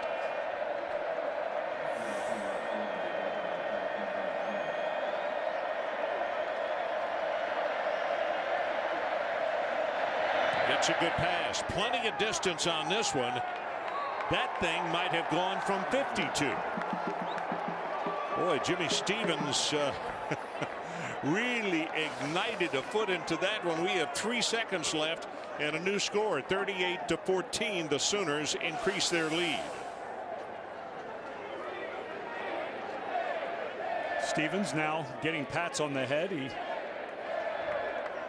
didn't go so well last time he was on the sideline. He didn't even kick the ball, and he was catching some guff, and this time just absolutely splits it. And sometimes guy just has to let everything else go, and you can't blame Stevens. He's had a difficult year, but it's not like he's jogging on the field all the time to try field goals. So this is something that's rather new for Oklahoma, to have to try this many field goals. He had a good line on that one. He lined up a little bit farther to the right with his aim, And just like in golf, if you come across it a little bit, sometimes you can hit it further. You're out of bounds in golf, but if you realign yourself in kicking a football like that, you can knock it home.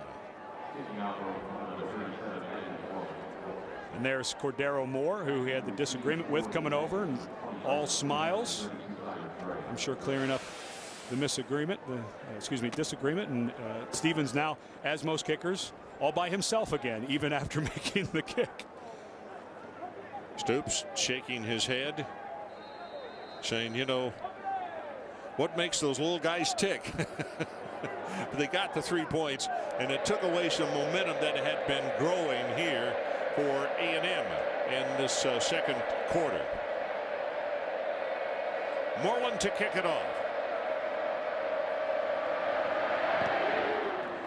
Kicks a line drive on the ground, picked up at the 22-yard line by Stevens. And Stevens at the 45, and he will be stopped there, and we are at halftime.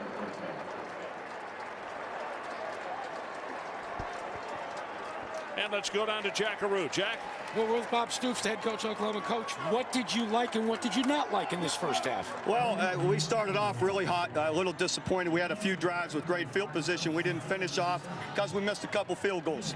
It's good to see our guy Jimmy come out here in the last one, kick a good solid kick. So we just got to keep it up. And then we gave up one big, you know, the kickoff return that sets him up. That, you know, that kind of got things going for him. In a game like this, does the momentum seesaw back and forth, and are you aware of that? Well, you feel it, but fortunately we finished off the half here in a good way, so we'll have to come back out the second half. Thanks, Coach. All right. So we're at halftime with the Sooners on top. Stay tuned now for the Capital One halftime report right after these messages.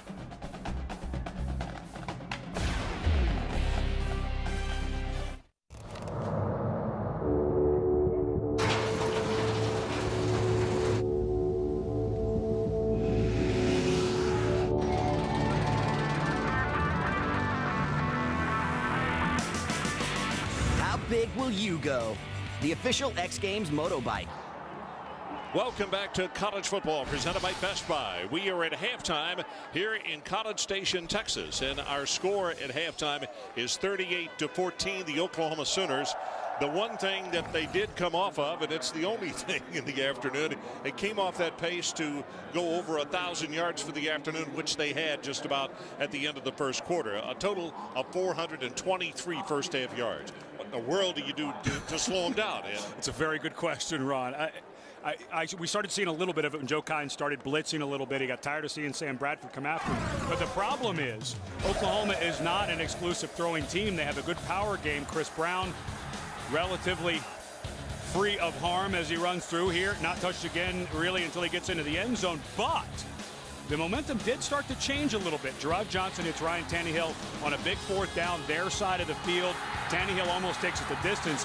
And then Gerard Johnson on 4th and goal finishes it himself and scores. And so the momentum came back. I don't know that you can stop Oklahoma, but A&M gets the ball back to start this half, get a score, and things may change. Boy, DeMarco Murray, 3 carries for 120 yards. His longest was 70. As you take a look at the Pacific Life game summary. Not so sure that you're going to see the rushing yards change much for A&M, because I think they're going to have to just rear back and throw it. Although I think they're going to have to move the pocket some, do some of those underneath passes, some of the screens and things, because behind this much, I think it's all about Gerard Johnson dropping back and passing for the most part. You know, one of the things also in watching Tannehill and what he did in the first half, and going back to the first time we were here against Miami and seeing what he did in that one, I think you've got to make him a part of your offensive game plan and just more and more of him. All he does is make things happen. And very difficult with missing some guys. Of course, Jeff Fuller not in there, so you have to probably get it to 17 more often. This kickoff is going to come down to Gray at the 4-yard line. And Gray will not get back to the 20 as he's forced out of bounds.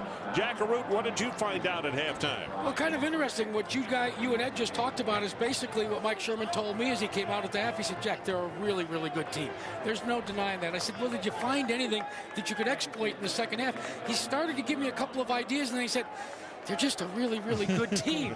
But I asked him about the momentum thing, guys, and he did say, he said, don't make any mistake. He says, getting that field goal late, that didn't change our feeling of momentum. He says, my guys have got to play 30 perfect minutes of football. Well, the good thing is, Jack, because OU won the toss and took the ball to start the first quarter, this ball is tipped and will fall incomplete. Tipped by Jackson. The great thing is, Jack, is that they get the ball to open the second half. So an opportunity, anyway, to try to get something going. Well, and I like what I see here. They're right back to the line of scrimmage. They got some rhythm in that hurry-up jolting of the half, although they didn't convert. I like this. Running play goes for very, very short yardage. Beal is there to stop Mike Goodson. Well, when you have Goodson, you might as well try, because if he makes one guy miss, he has that speed, even with the knee injury, to flip the field very quickly. As we take a look at Stephen McGee, last time he'll suit up as an Aggie after an unbelievable career here. Yeah, here at last time, and he will suit up here at Kyle Field, and we'll talk more about him in the second half. Pass almost intercepted, and that was Lindy Holmes, and that might have been a pick six had he gone ahead and held on to the football. And this is a guy who has played cornerback earlier in his career, doing a great job at safety now. He saw exactly what we were talking about. Gerard Johnson looking at number 17, Ryan Tannehill, and he broke right on that ball and nearly made a big interception to start the half. Nolan Cromwell made a great point yesterday. One of the great differences between coaching in the colleges and in the pros. In the colleges, kids watch the eyes of the quarterback a lot more. I mean, they become attuned to that. As the ball is caught, and immediately Broyles is tackled, because by watching Johnson's eyes, that almost was a 6-point interception. 43 yards on the kick. We'll be right back. Oklahoma 38-14.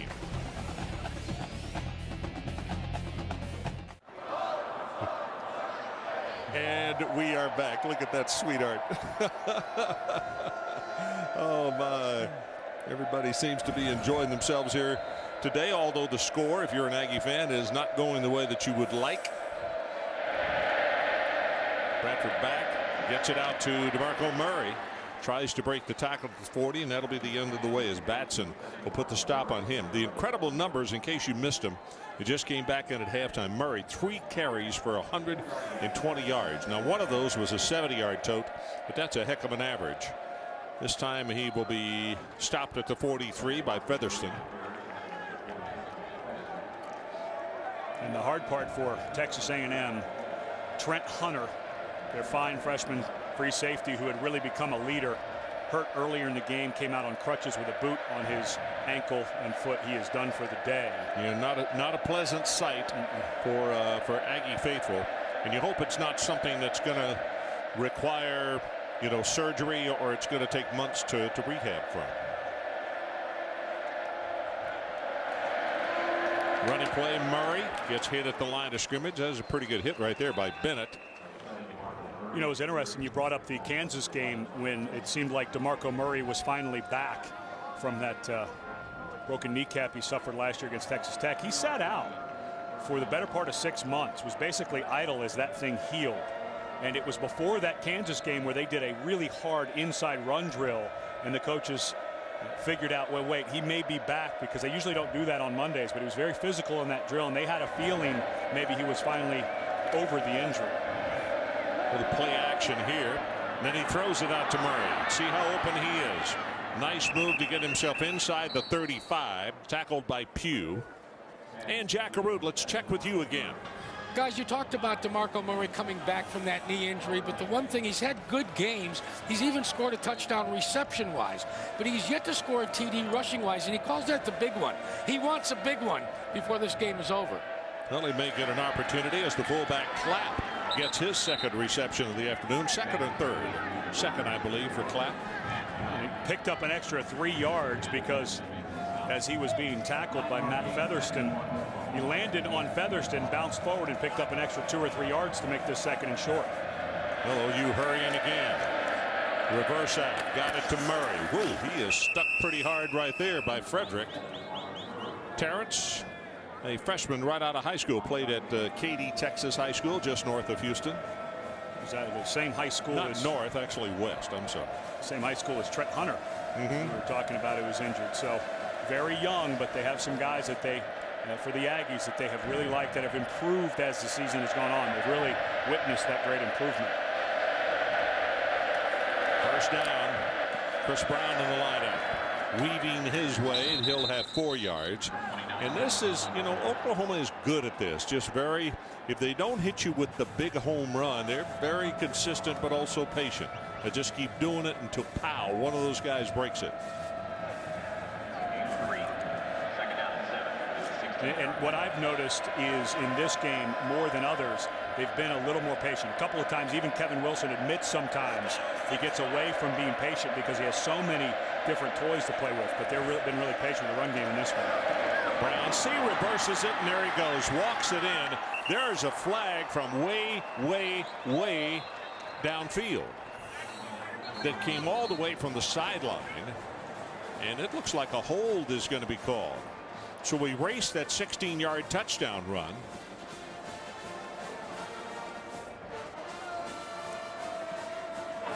Holding. Offense, number 79. 10-yard penalty from the line of scrimmage. Repeat, second down. Phil Lodholt will be called for that. And it came all the way from the linesman who is watching that near side player for holding. You know what? Knowing Bob Stoops as I do, you know, I think not that he's pleased with the holding call, but it's a situational thing. When you get to work on red zone and being penalized out of red zone, it just gives them something really to work on in a ball game that they're blowing open. That's Iglesias, who tries to break a tackle, finally going to be stopped at around the 23-yard line. It's a good point. You get to a 3rd and 13, and there's a Texas A&M player down, and that is Matt Featherston, who really cannot lose a guy like Featherston, a young man who came all the way from Poughkeepsie, New York, and when Joe Kynes was brought in as a defensive coordinator, worked really hard with Featherston to pick up the defense and become a leader, and he truly is a leader for them. So we'll take a timeout. 38-14 Oklahoma. We'll be right back. ESPN College Football on ABC. Brought to you by Citibank. Whatever your story is, your Citi card can help you write it because Citi never sleeps. College Game Day is built by the Home Depot. You can do it, we can help. And Nissan, passionate about performance and proud sponsor of the Heisman Trophy. So we are back in College Stations. First things first, Featherston ran off the field under his own power, and you can see they've retaped him, and he is getting back to the sideline. He wants to get back in the ballgame. As far as Bradford is concerned, on this drive, 4 of 4, 39 yards. There's Chris Brown in the backfield with him this time. And they have a 3rd down, and the ball rests at the 23.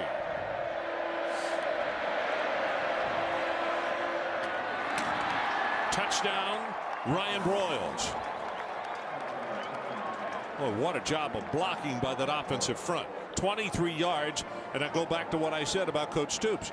I mean, it was something, a situational thing you got to work on, and he can go back and tell his ball club, okay, you messed it up the first time, but then the second time you did it well and you did it right. So fun to play offense when your offensive line is playing as well. Boy. Since Texas, and admittedly, Oklahoma's offensive line did not play well against Texas, especially down the stretch. They got a little tired, but since then, Stevens with the extra point attempt.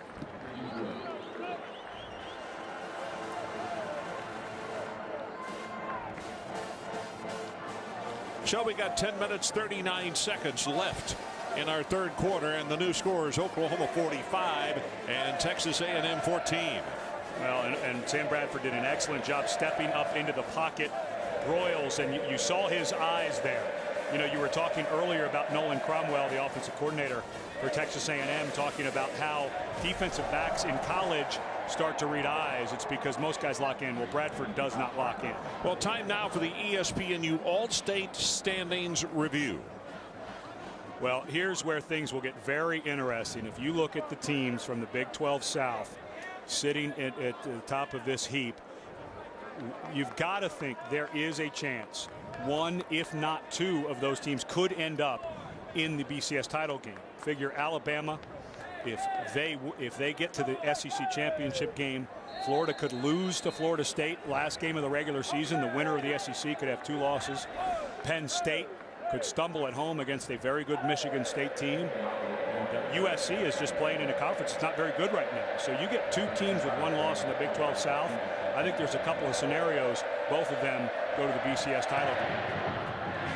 Well, we'll talk more about that as the afternoon goes on here. This kickoff from the 12. It's Gray.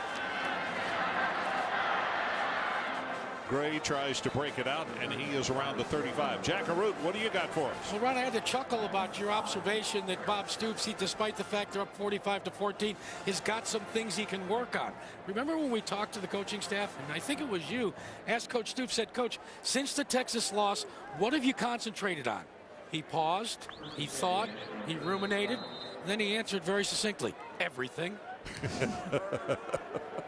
That's Bob Stoops, and you know, and he, just like you told us, Jack, back in the first half, that they were up so high in the ball game early, and that Venables was still on the defense. Is this pass? What a catch at the 45-yard line! They're going to say incomplete. Tannehill, but there's the point I was making coming out at halftime.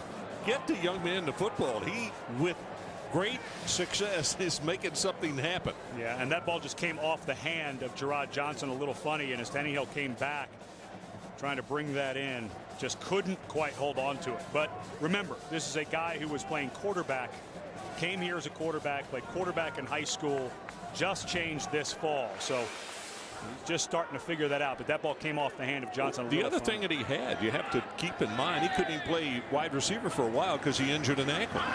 He was standing over there watching as this pitch play. Goodson is going to go for about 5 yards. Now the flag will check it. Nick Harris is the man who pushed him out of bounds. Flag on the near side. Take a stab. I think it's offsides. Oklahoma. Yeah, they get a free one. Yeah. Offside. Defense, number 93. 5-yard penalty. Repeat, second down. Well, Gerard Johnson. You look at McCoy. He's the one that would signal for offsides. Johnson, 213 pass attempts without an interception. That ties the school record. And it was something that he was having trouble with against Oklahoma State. He actually threw 2 interceptions, returned for touchdowns. And Tom Rossley, the quarterback's coach, and Mike Sherman worked so hard. And, of course, getting some coaching from Stephen McGee. And he's really improved in that part of his game. Here comes pressure. Tipped and intercepted. Keenan Clayton will stop that string right there. First turnover, Texas A&M. Well, and whose idea was that to bring that up? I'm going to put that right on Eric Posman, our producer.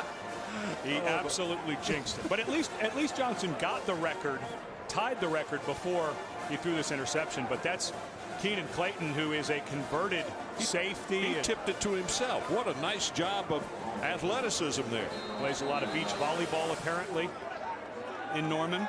Jeremy Beal also was applying pressure, forcing Johnson out of the pocket.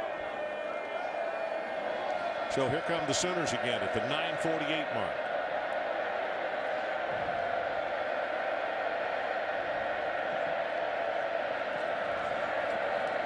Got that one complete.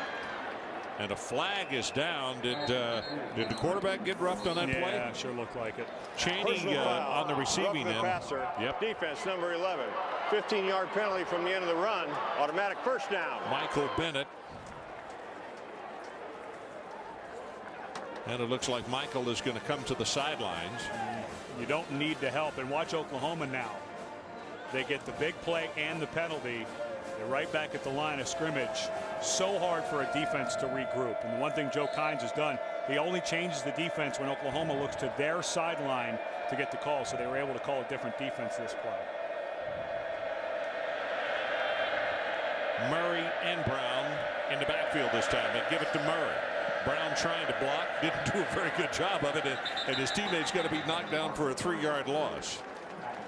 So a reminder, Saturday Night Football on ABC features top 10 teams from the Big 12. Number 9 Oklahoma State against number 2 Texas Tech. Saturday Night Football presented by Southwest Airlines at ABC tonight, 8 o'clock Eastern Time. Well, everybody in the Big 12 South should have their guns out tonight. They all have to be Red Raiders fans because Texas Tech, of course, the only team left in the South that controls its own destiny after that big win against Texas. I don't think that's going to be enough. I'm serious. I think the Cowboys may be just a lot better on both sides of the ball than anybody has given them credit for. They break it right up the middle, and what was that I was talking about on the last drive? Patience, patience, patience, chip, chip, chip, and then pow. They beat you with a big one. 28 yards, Chris Brown. Well, you talk about how good the Cowboys are. We saw them a couple of weeks ago. And it's the run game, I think, that may be the difference tonight against Texas Tech. And then you play it forward to Bedlam, Oklahoma State. Both of these teams, everybody talks in the Big 12 about the spread, but both Oklahoma and Oklahoma State, Kendall Hunter, Chris Brown, DeMarco Murray, and good offensive lines. Their edges are starting to block well. That'll be an interesting matchup in the run game for sure. Stevens just kicking that ball, the life out of it. One more look as we go to break. Brown. Somebody tipped him from behind, and then he is gone. 52-14 Sooners.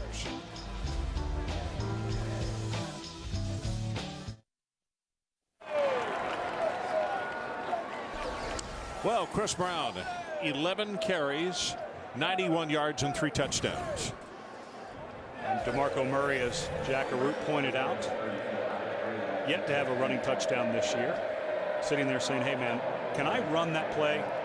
You've run that 3 times, and it's the exact same play they've run 3 times for Brown's touchdowns. Moreland to kick it off for the Sooners.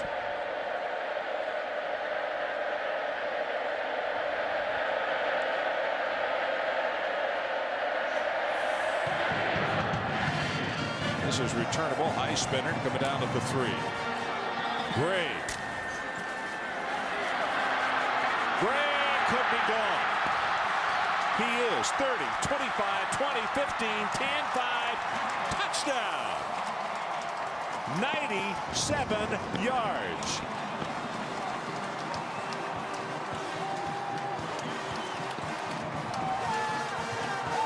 Now those people that were headed for the parking lot have stopped in the middle of the street and are trying to make up their mind. Hey, they just scored.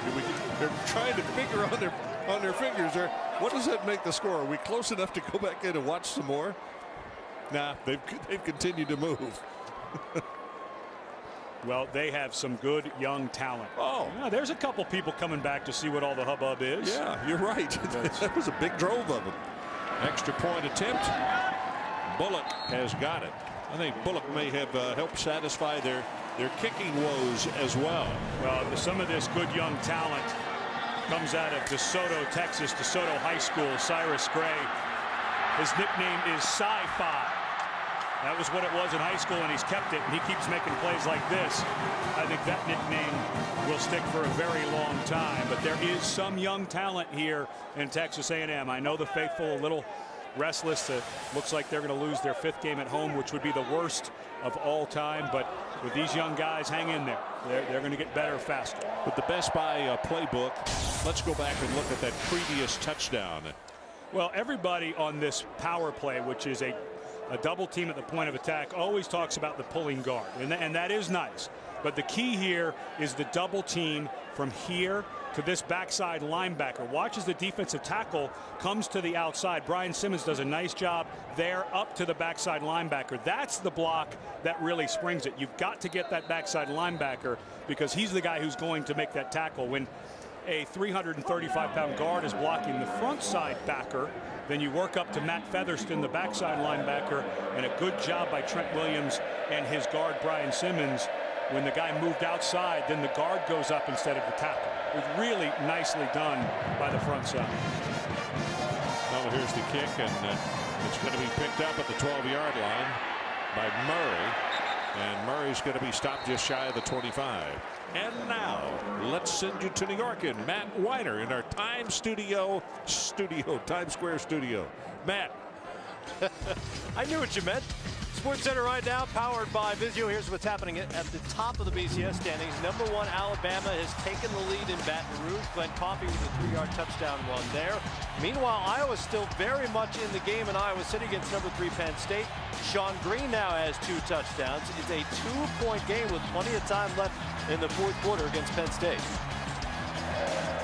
Okay, Matt, our situation 52-21. The Sooners on top. And that's just going to go for very, very short yardage by Chris Brown. Well, if you are a fan of any of the teams in the mix in the Big 12 South, you're a huge Iowa fan right now.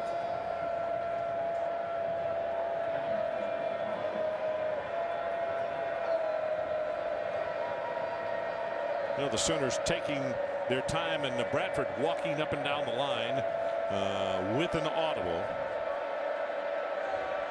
Called it second down, about 7.5. We'll play action to Brown.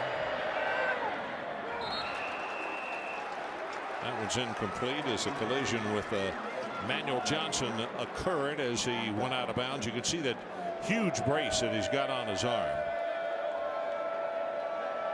We were there at the Kansas game when he dislocated that elbow, and it was a gruesome injury. Nice to see him back, and one of those guys who's so good in space, like Joaquin Iglesias to DeMarco Murray, loaded with him.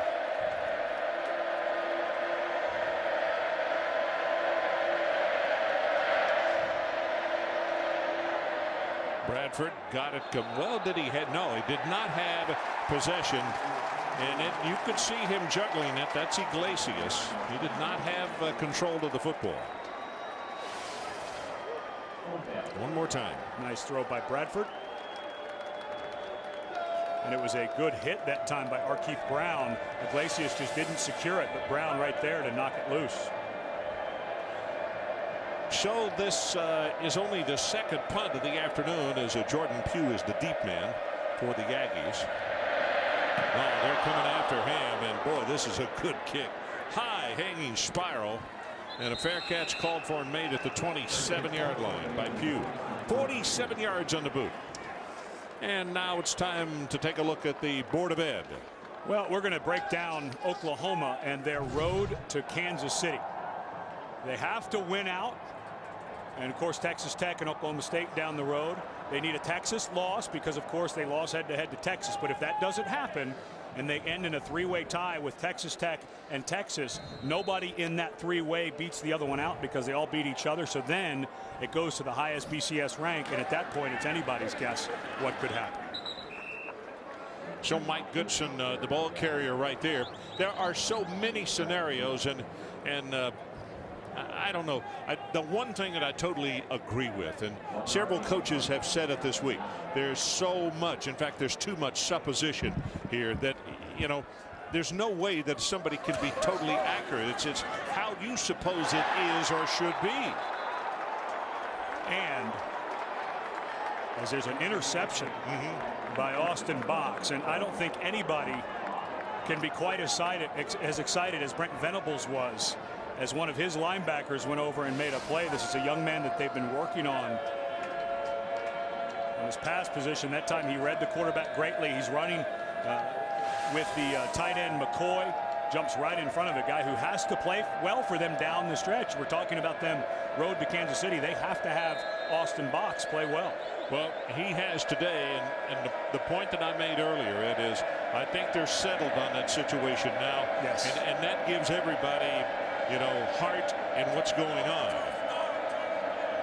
8 tackles for Box, and now add an interception. And the ball carrier slips down as he goes into the line. It's DeMarco Murray. And so Oklahoma, talking about Iowa giving Penn State a good game. Of course, Penn State still has to play Michigan State. They are far from over. Going for the end zone. Got a man there. Like taking candy from a baby, says Joaquin Iglesias. 37 yards on the touchdown pass from Bradford.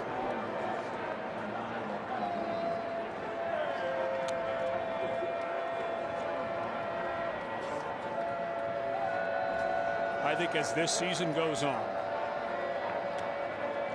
Texas played extremely well on defense against Oklahoma, but I think a lot of that had to do with Oklahoma's offensive line tiring out and how good Texas was up front. Arakpo had such a great game.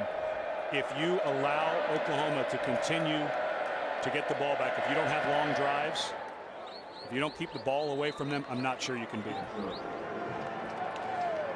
Well, in the Big 12 South, Tech at 5-0. Texas, they're now at 5-1 because they're playing the 11 o'clock game today.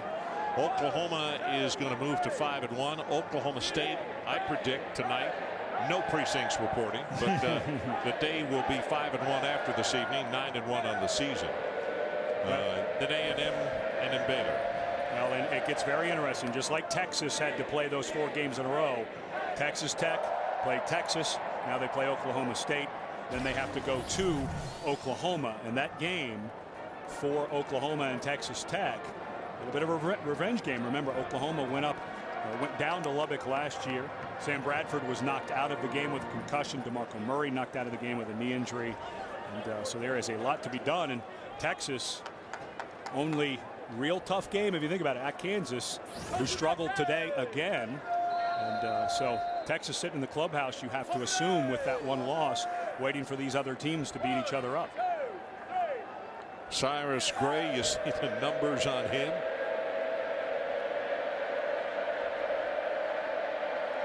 What is that, 261 yards? McGee is on the sideline. Is he putting on his head here? We're going to see him.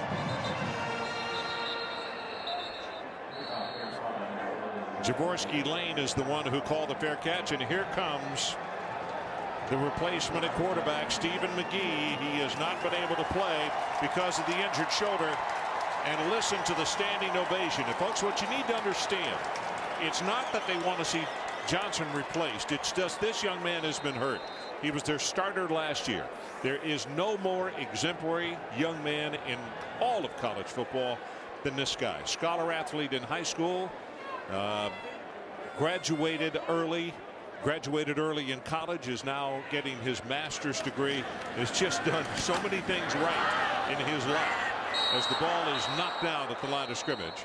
And there are just so many people that are pulling really hard for this young man named Stephen McGee. And the interesting thing is, his favorite receiver in high school, he decided to come to A&M. Jordan Shipley, both from Burnett, decided he's going to go to Texas. They are still very, very, very best of friends. They just, I don't know, they're coaches' kids who play extremely well with a ton of heart. And here is a very important statistic for an Aggie. He is 2-1 as a starting quarterback against the Longhorns. That's a big deal in these parts. Yeah, you bet it is.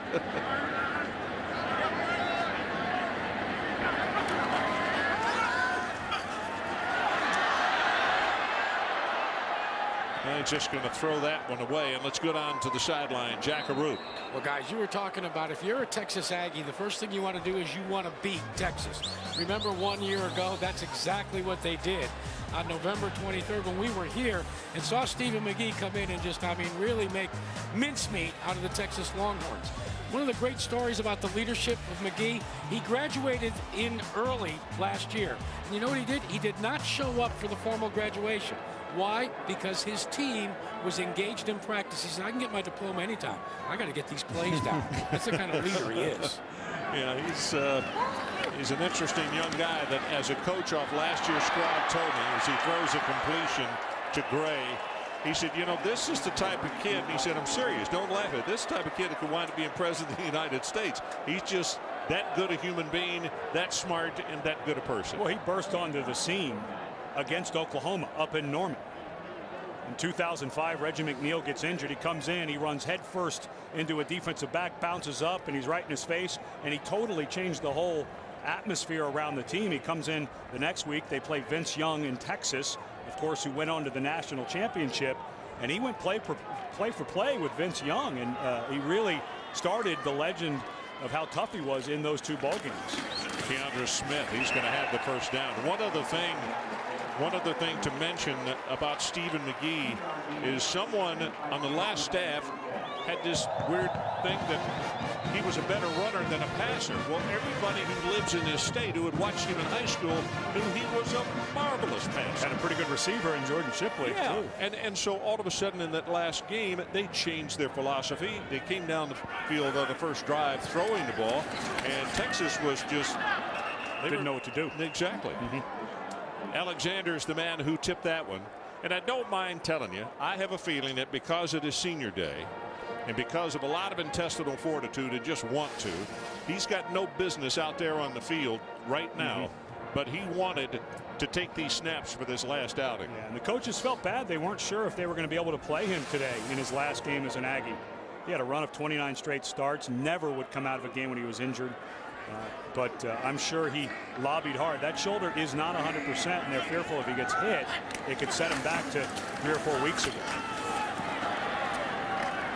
Well, nice spin move right there by Gray, and Gray's close to the first down. Lundy Holmes making the tackle.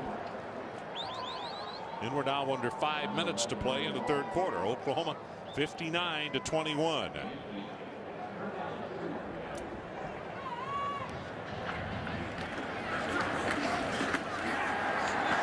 Takes it to the right. That's good for the first down. Jackson will put the tackle on Gray. And Gray, a young man who played quarterback last year at DeSoto High School, was a running back before that, but well over 1,000 all-purpose yards. Of course, with all of the return yardage today he's had, he's creeping up to 1,400 yards on the season in all-purpose yards. You see Oklahoma creeping up on the outside, also moving the safeties up.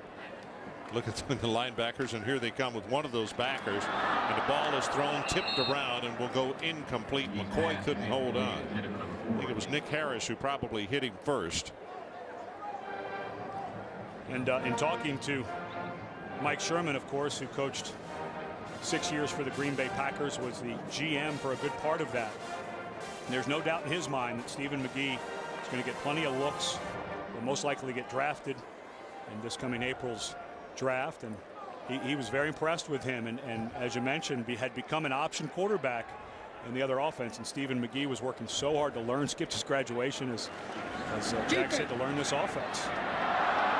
Ball is loose, taken away by Oklahoma's Franks, and he is going to go into the end zone for the touchdown. Dominic Franks had an interception return on the first play last week against Nebraska. This time does a nice job in the option. We already saw Keenan Clayton tip a ball to himself for an interception. This time Dominic Franks tips a pitch to himself and returns it for 6.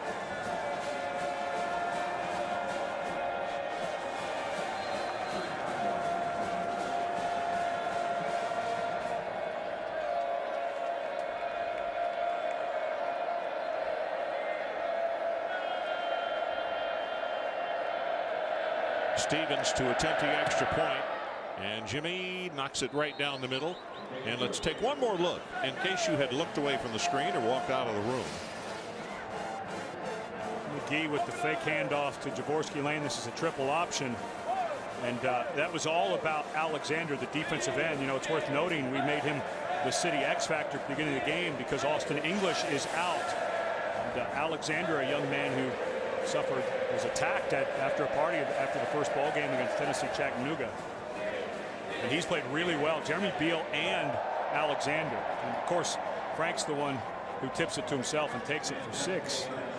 But those defensive ends, even with Austin English out, have played really well this afternoon.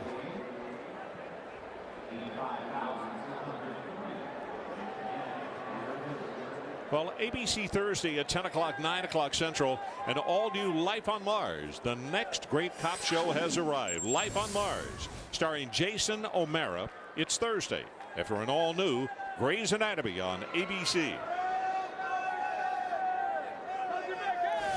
Well, I'm not so sure if you're Oklahoma, you want to see Cyrus Gray return another kick. I think I might squib this one. I know the game is out of hand, but Gray has had his way.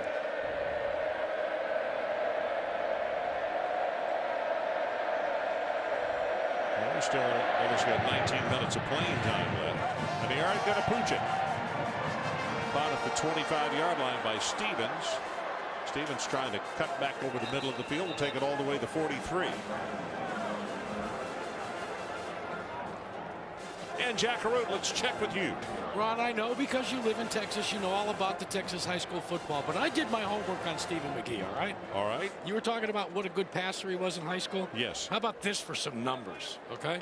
How about Stephen McGee passing for 8,256 yards, and in his senior season, he didn't throw a single interception. How am I doing, boss? You're doing pretty good. Keep going, Jack.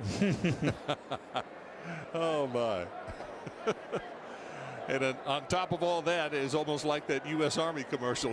Meanwhile, he was making really good grades and making everybody mad that he could do it all. Goodson going to be bumped out of bounds here on the near side of the field. Dominic Franks defensively. Way to go, Jack. You just saw it. Speaking of quarterbacks, it'll be interesting to see what goes on here in the spring because Ryan Tannehill is not out of the race. Stephen McGee, of course, is graduating. You know the one thing that Tannehill does that, and I have seen him play quarterback, both as a receiver and what he does running his routes, and after he gets the football, he does things just a lot quicker than Johnson does. Johnson at times is like he's in slow motion, thinking too much instead of reacting.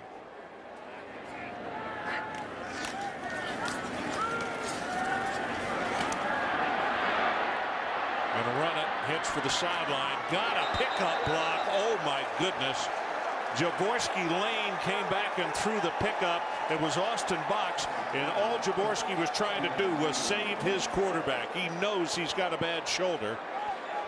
What a nice deal. Senior looking out for his fellow senior Jaworski Lane, who's the all-time touchdown leader here at Texas A&M, peeling back a very clean block, and Austin Box lands on that left elbow. Box was slow to get up. He's still down on the sidelines. The way he landed on that elbow, you saw he had the brace just like Manny Johnson does. He had injured his elbow in camp. It looked like he landed awkwardly on that left arm, but that was a clean block. And on senior day, it's good to see one senior looking out for the other. And you're exactly right, Ron, because of that injury to his shoulder. It could be Stephen McGee who was down, had his teammate not come back to help him out. And everything was above board. In fact, one of the OU coaches came over and patted McGee, as you see Box up, and hope he is going to be okay because the Sooners have had their woes at that linebacking spot. And you mentioned it. It looked like they had it solved. Now it goes back into question. Of course, Ryan Reynolds blew out his knee against Texas. He's done. And Austin Box looks like he's figured it out. If they lose him with the stretch they're going, Texas Tech at home after a bye, then Oklahoma State, they're going to have number 12 healthy and ready to go. Good news is, though, they do have the bye week coming up.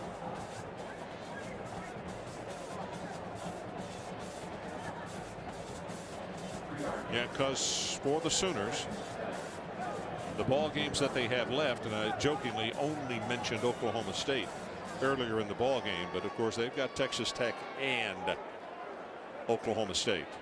That Oklahoma State game is on the road. McGee drills the ball complete to McCoy. Everybody's booing, but the officials were late with their whistles. McCoy caught the ball with a knee on the ground, but the whistle never blew. And Mike Bolligan, who's now in for Austin Box, went and hit him, but there was no whistle. So. Looks like Ryan Tannehill may be dinged up. Ryan Tannehill, the inside receiver, running a crossing route. Well, that should be a penalty. There's a rule this year that they say a defenseless player being hit. Yep. And that was Travis Lewis who hit him, but obviously the officials didn't see it. He bounces it to the outside, and Gray will make. Well, he's not going to have the first down either. He's going to be just a little bit short. Harris on the hit. And that is something you teach linebackers. If there's a crossing route coming, you get in the way of the guy. You get in the way, but you don't have to level the man, especially when he's looking back at the quarterback.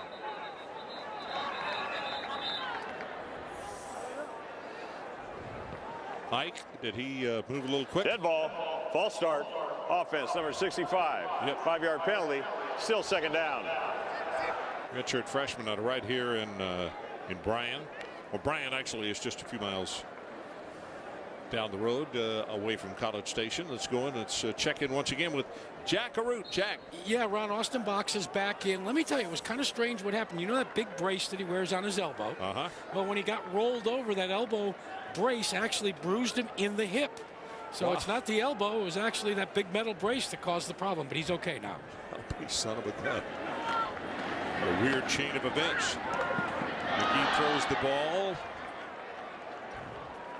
I think if you're a Sooner fan, the fact that Austin Box is back in the game is as good a news as you can have today. Well, you're exactly right, because the last thing you wanted to do is leave this stadium with another injury, and particularly to an area that has been plagued with injuries virtually all year. And he's already been banged. I'm surprised Bolligan didn't just stay in the game. You're at 66-21.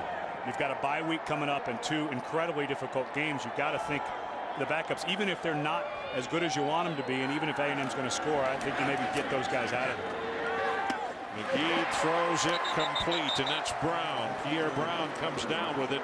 Good enough for the first down. Jackson was there defensively, but too good a job of pitch and catch. Couldn't stop it. Only could make the tackle.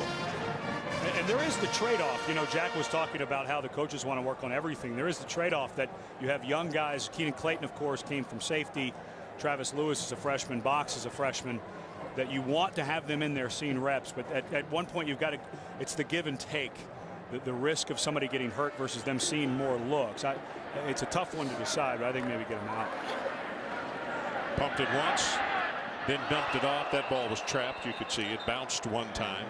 But a good job of unloading the football, because Oklahoma, that's Frank Alexander again, that they have really put pressure on the quarterbacks this afternoon. And Austin English, they think is going to be out 2 to 3 weeks. They're not sure. Probably done.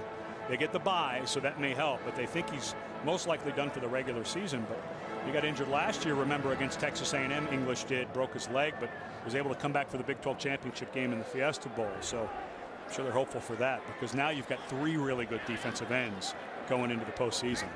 See Oklahoma faking blitz to see if they stay at home or if they come. They're coming off the corner and the safety as well. Here's Tannehill. Lewis makes the stop. So Lewis made the tackle, but Tannehill, who does not look like a wide receiver, he doesn't care what he looks like. He is a football player. He's going to make things happen. Tannehill, a redshirt freshman out of Big Spring, Texas, way out in the western part of the state of Texas. 66-21 our score. This presentation of college football presented by Best Buy will continue after this message and a word from our ABC stations.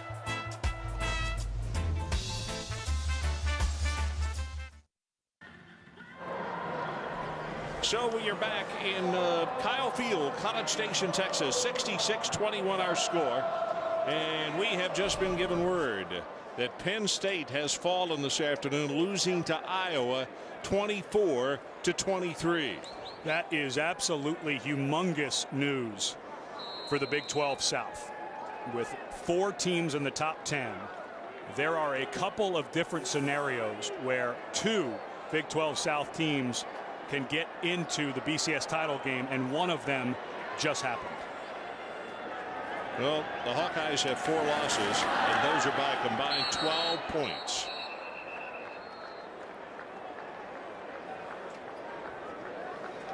Now, I think McGee, when he dropped the ball, put a knee on the ground. So that means it's 4th down.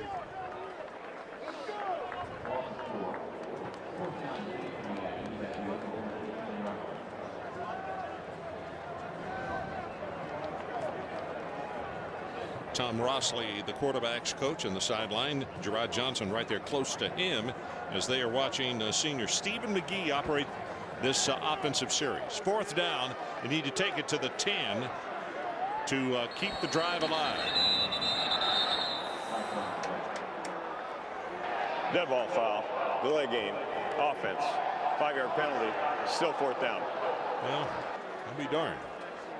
Strange that would happen that way, but it did. Mike Sherman had a great said the other day. We were talking about his time from the NFL coming to the Big 12 South. Did he know to be this good? He said, well, in the NFL, you can sign people to long-term contracts. All of these Heisman candidates are going to graduate eventually. Times will get better. The only bad thing is if they're replacing him with more Heisman Trophy candidates. McGee, big pressure, looking for the middle screen, got it complete, and McCoy is going to be tackled for a gigantic loss. And what a defensive play by Nick Harris. And now let's send you to New York and Matt Weiner in our Times Square studio. Matt, how'd I do? Great so far, maybe not as well as Iowa tonight. Penn State feeling a little disrespected by the BCS, perhaps. Doesn't matter anymore. Iowa City native Daniel Murray hit just his 4th field goal attempt of the season, a 31-yarder with 1 second left. You see them pile on in Iowa. The Hawkeyes win it 24-23. But wait, there's more. LSU is now tied up Alabama in Baton Rouge. Halsley comes into the ball game at quarterback, and a flag comes down. Halsley, the number 2 quarterback, a senior out of Huntington Beach, California. Offense, number 34, 5-yard penalty, still first down. Well, and all kinds of good news for the Big 12 South today. If LSU can pull that upset off and Alabama wins out, they go to the the SEC championship game with a loss. And for the Big 12, now wait a minute, who? If Alabama and LSU, Alabama and Florida go to the SEC championship game, there's a chance the winner could come out with 2 losses, and then a 1-loss Big 12 South team would most likely jump over top of them, even if they were SEC champion. Yeah, point well taken. Turning the corner, that's Brown, and Brown is off and running, finally pushed out of bounds as he goes inside the 45-yard line by Batson.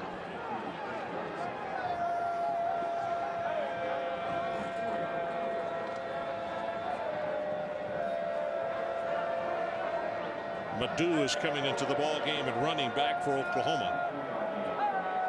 You see Brown, a little bit of a limp there. Maybe that's just he's a tired walk. Maybe that's what it is on the sideline. We still have 13 minutes to play in our ball game. 66-21 Oklahoma.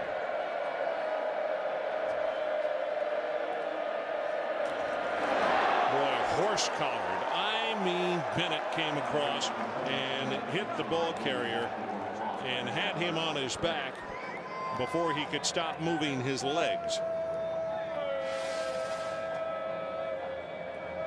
A&M not giving up. They will not give up with Joe Kynes as their defensive coordinator. I don't know if there's anybody after 47 years in coaching that would have as much energy and passion for the job as Joe Kynes does.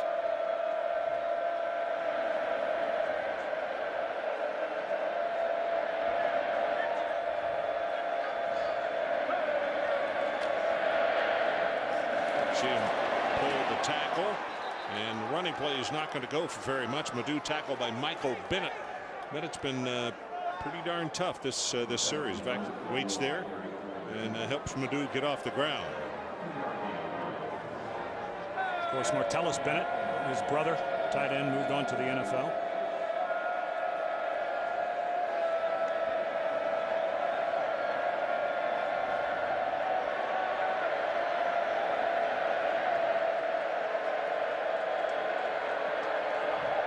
Halsley with an audible.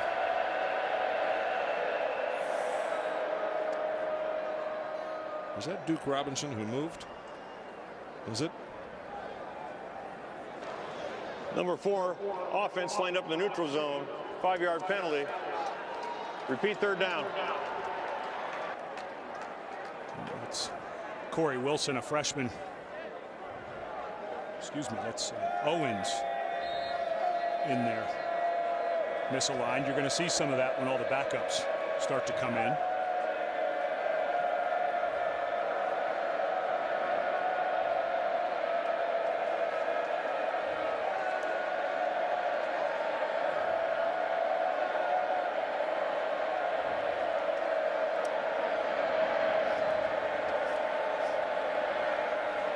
Halsley right over the middle, got this one complete. With a lot of help as a good pursuit by the Aggies. It's Tennell, the junior out of Irving, Texas, making the reception of Frederick on the tackle. About to go under 11 minutes left in this one. So LSU and Alabama, that one is not done just yet, but Penn State has been knocked off, in case you missed it. Beaten by Iowa today. Oklahoma total yards now over 600 for the ball game.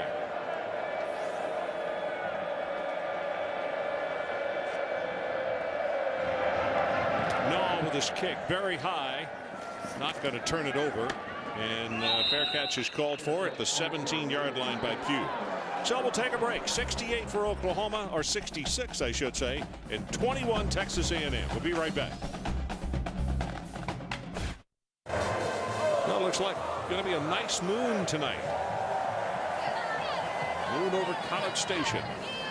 Obviously with daylight savings time getting darker earlier, and these Oklahoma cheerleaders who have come down with members of the band to help cheer on their ball club, they've got a lot to smile about as a flag goes down, and this running play will go for very short yardage, maybe a half yard, and that's it. Corey Bennett came over to make the stop.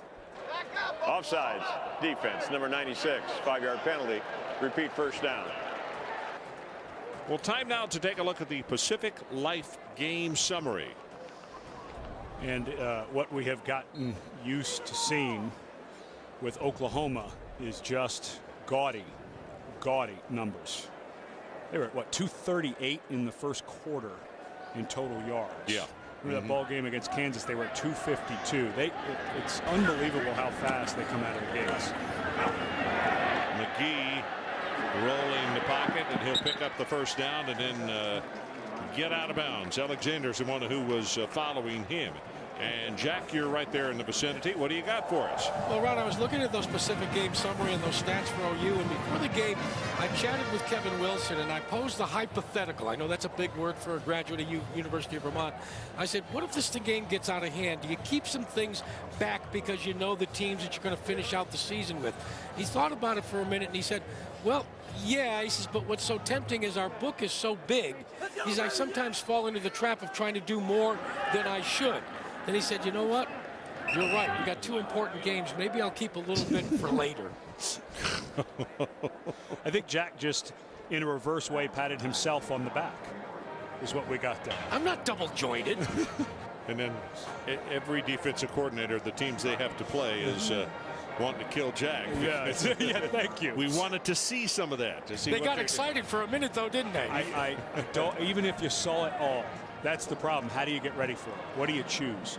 Are we going to walk out and cover everybody? We're going to leave people in the box because Brown and Murray and Madu run so I just don't. They give you too much. Well, that's Pierre Brown on the receiving end.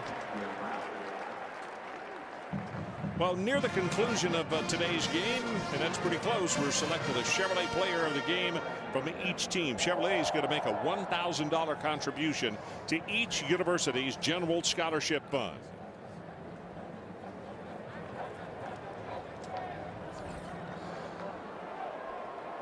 You can see number 3 walking by the quarterback, Stephen McGee. Mike Goodson back in the lineup. And he gives it to Goodson, and Mike will only have a couple. Going under 8.5 minutes left. You know, going back to the conversation of how 2 Big 12 teams could make it, we showed you that graphic. I like to see guys with ice on their knees if you're Oklahoma right now. You got a long stretch ahead of you. But if Texas Tech goes undefeated, wins the Big 12, they have to be to the title game. But that's a tough road. But with Iowa beating Penn State today, it is not a reach to say another Big 12 South team can't get in. Well, that was interesting, right? Because McGee was trying to put so much air under it, and Mike Goodson jumped a little too early, and again, it's like trying to chase a feather, isn't it? With a little breeze blowing, kind of hard to do. Yeah, and the trucks that are coming to hit you don't blow their horns. Yeah. We learned that earlier, didn't we? Without a doubt. Macon is the man who was applying the pressure. And you think they're done coaching? They got 66 points and they're still coaching really hard. Offensive line coach James Patton. Kevin Wilson used to coach the line. He did that at Northwestern, but now works with the tight ends and fullbacks. I think your line coach should be down on the field. I played for some offensive line coaches who are up in the booth. I just always feel like it's good to have a line coach down there who can draw stuff up. It's a little better communication to be face-to-face with the line coach. Here comes third down. Dead ball. False start. Offense, number 74. 5-yard penalty. Still third down. Well, Les Grimes, the largest of the large people up front, and he's gonna. Yeah, he's got a looking cast on that left hand that makes me think he's got lineman finger. 6'6", 339 pounds, a junior out of Brownwood, Texas. McGee looking, now drills it and throws it incomplete, and a flag has come down. Looks like Quentin Carter may be drawing a pass interference call. Pierre Brown was certainly heavy with the lobby there. Going back to Grimes and that big thing, so many times as a lineman Pass you get your hand. Defense, number 20. Penalty, the first down, the spot of the foul. So many times you get your hand caught.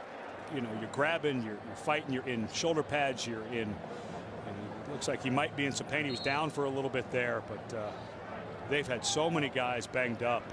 Well, he has had shoulder problems. And also, I thought it was interesting to note as they throw the screen and the ball is dropped by Gray. Les Grimes in high school at Brownwood was the state 4A shot put champion. And you know, when you win, it's just like you live in California now. When you win a state title in a state that big, you have beaten a lot of people who are really accomplished at what they do. And it's amazing how when you're recruiting athletes that play football, you look at all of that stuff, because shot put, a very explosive exercise. So that tells you that the guy's a good athlete, has good explosion in his hips, lower body. McGee, far sideline. Did he catch it in bounds? No. Going to be incomplete. Pierre could not make the reception and get his feet down in bounds. You have to say that, Stephen, it's been a while with the shoulder problem, and he hasn't been in the groove. It's not totally like riding a bicycle. You got to throw the ball a lot more than he's been able to. So it's been a little bit high and super slow. Let's check out. He stretches out Murrow, leaves that foot down. Now foot is down. It looks to me like a catch. 11 yards on the play. Wow, that was a nice grab by Morrow. A guy who hasn't been getting a lot of reps either in there because Fuller and McCoy are hurt. Crossing route. Got this one complete to Morrow. Morrow inside the 30, inside the 25, and now is going to be roughed down at the 19. Well, Wednesday, America's biggest stars are coming to the one event that brings the whole country together, the CMA Awards. Hosted by Brad Paisley and Carrie Underwood, with performances by Taylor Swift, the Eagles, Kenny Chesney, and more. The CMA Awards live Wednesday, 8 o'clock, 7 o'clock Central on ABC.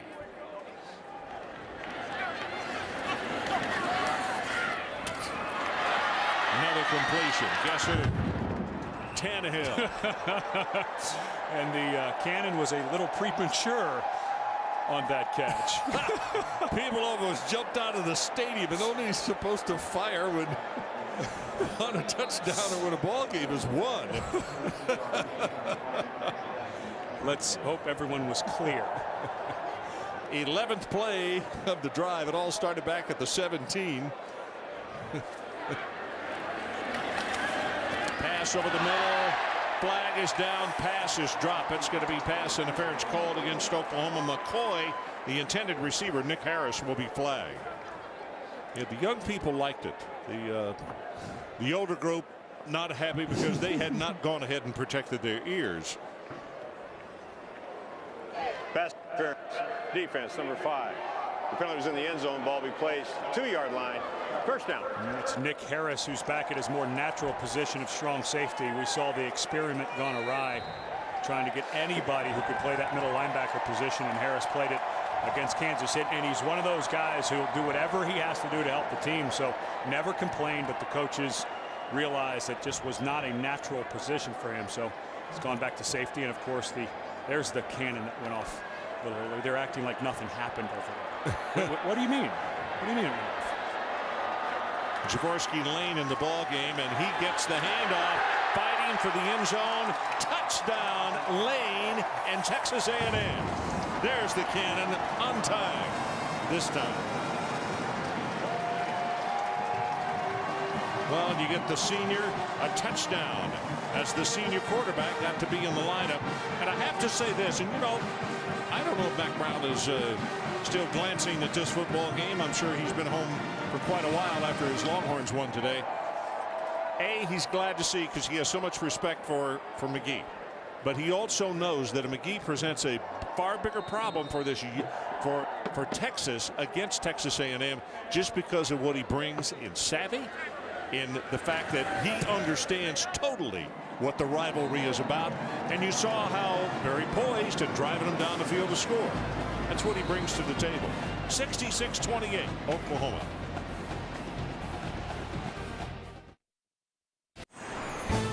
ESPN College Football on ABC. Brought to you by Best Buy. You happier. The all-new 2009 H3T pickup, the most versatile Hummer ever. And Verizon Wireless.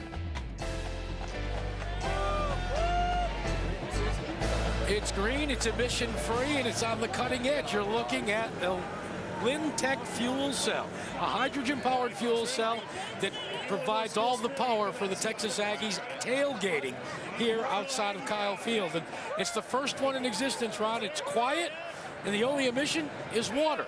I guess you could put that in your bourbon, right? I don't know.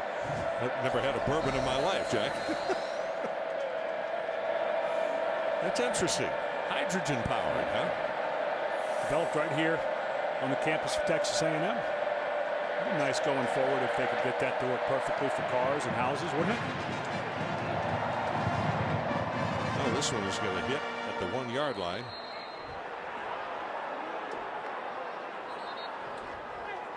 Well, Saturday Night Football on ABC features top 10 teams, both from the Big 12. Number 9, Oklahoma State travels to the South Plains to take on number 2, Texas Tech. Saturday Night Football presented by Southwest Airlines at ABC tonight at 8 Eastern. That one's approaching. You are on the record as saying Oklahoma State, you like them in that game? Yeah, Well, because they run the football, and I think they're improved defensively. it's been an amazing year for wide receivers. Des Bryant, Michael Crabtree, of course, getting a lot of headlines because of their huge numbers. It's amazing when you look at both of them tied exactly at 15 touchdowns. We saw 4 by Des Bryant last week against Iowa State. This running play straight ahead for short yardage, and right now let's send you to New York and Matt Weiner in our Times Square studio. Matt. All right, Ron, our nominee for the AT&T ESPN All-America Player of the Week is Iowa running back Sean Green, the nation's 3rd leading rusher. Put together his 10th straight 100-yard rushing day and a pair of touchdowns in the Hawkeyes' huge win over Penn State today. To cast your vote, text the word VOTE to 51234 on your AT&T wireless phone. Okay, Matt, thanks very much. Our situation is 2nd down. They need to take it to the 30-yard line. Halsley continues to operate at quarterback for the Sooners, and Madu will be about a yard short of the first down. Clock runs about to go under 5:20 left to play in our ball game.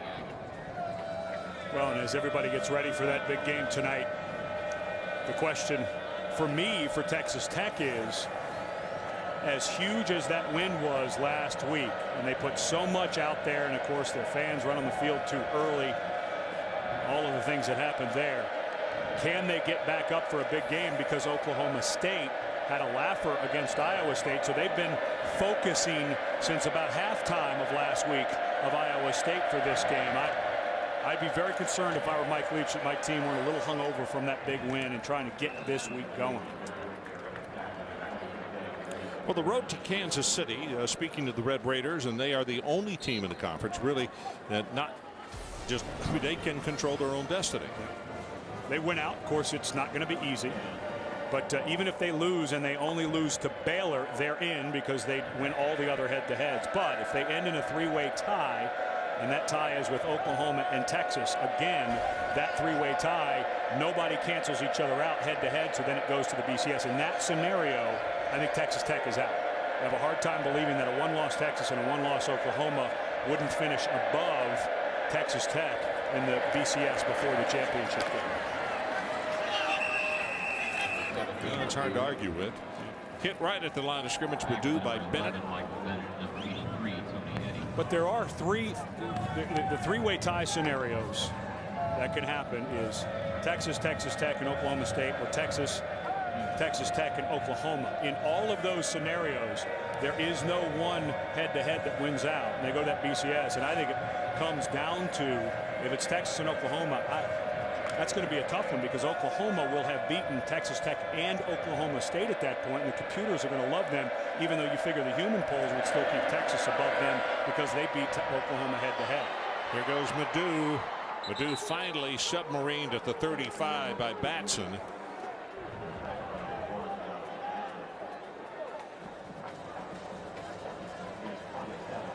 Of course, if you end the season and any of these teams pick up their second loss and you have two losses figuring into the Big 12 title game from the South, then all bets are off of what we're talking about. And then there's so many different scenarios of what can shake out. Coach Stoops very smart to get his starting quarterback over to the sideline and out of harm's way. I was about to say, for all the teams that are left, you can't lose Colt.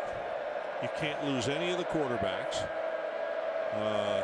Sam has been sitting over there out of harm's way, as I said, and you know, for goodly time and for good reason, because all of those kids have got bumps and bruises this time of year. Remember, the only time they lost him last year was in Lubbock. Yeah. He gets a concussion, goes out of the game. Halsley comes in and plays pretty well, but they just couldn't keep up with Crabtree and Harrell and that bunch. And they get a week off, and then Texas Tech has to come into their place. I would guess Oklahoma's going to be a little focused for that game after a week off and what happened to them last year down in Lubbock. I mean, plus the fact now the coaching staffs, you know, it becomes something that everybody knows each other really well. Johnson in at running back, and the Chevrolet players of the game are: for Oklahoma, offensive line, 329 rush yards, 4 rushing touchdowns. So the offensive line, the player of the game for Oklahoma, and Cyrus Gray for Texas A&M. Look, this is 2 weeks in a row in blowout games. We've had return people set records: 261 kickoff return yards and a touchdown for Cyrus. So in recognition of their efforts, Chevrolet will make a $1,000 contribution to each of the university's General Scholarship Fund. And a congratulations. I think that's a good thing to give it to an entire group like the offensive line. Going left to right, you got Phil Lodeholt, Duke Robinson, John Cooper at center, Brandon Walker, and of course Brandon Braxton. And we also saw, well, I'm sure James Patton, the offensive line coach. Yep. It gives him something to walk out on Monday and say, see, you know, you're recognized for the job that you did, and it was job well done. Of course, as a recovering offensive lineman myself, that was who I voted for. So the deck was stacked a little bit. I knew that when I didn't get a vote. I closed the polls before you got in.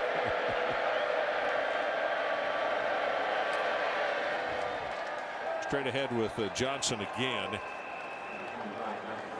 So they ran it on 4th down, did not pick it up. We'll go to break one more time. 43 seconds left. Oklahoma 66-28.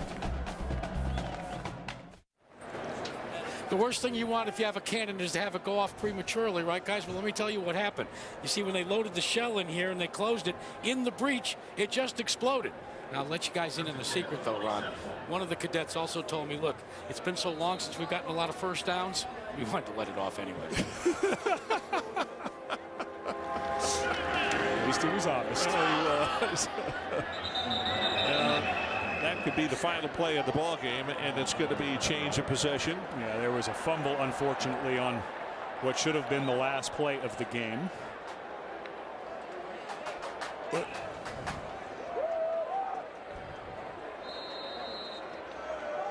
So we take a timeout, 36 seconds left, and we'll come back and wrap this one up. So we are back, 36 seconds left of a 66-28 ball game. Coach Stoops pacing, and this will be a take a knee by Joey Halsey. Halsey will take the knee, and he will toss it back to the official. And there's not a coach in the land when it's your team doing it that they don't enjoy that play more than any in the book. And now Oklahoma gets a week off to get ready for Texas Tech. They may stick around and watch the Texas Tech Oklahoma State game. And let's go down to Jackaroo. Jack. Well, Coach, congratulations.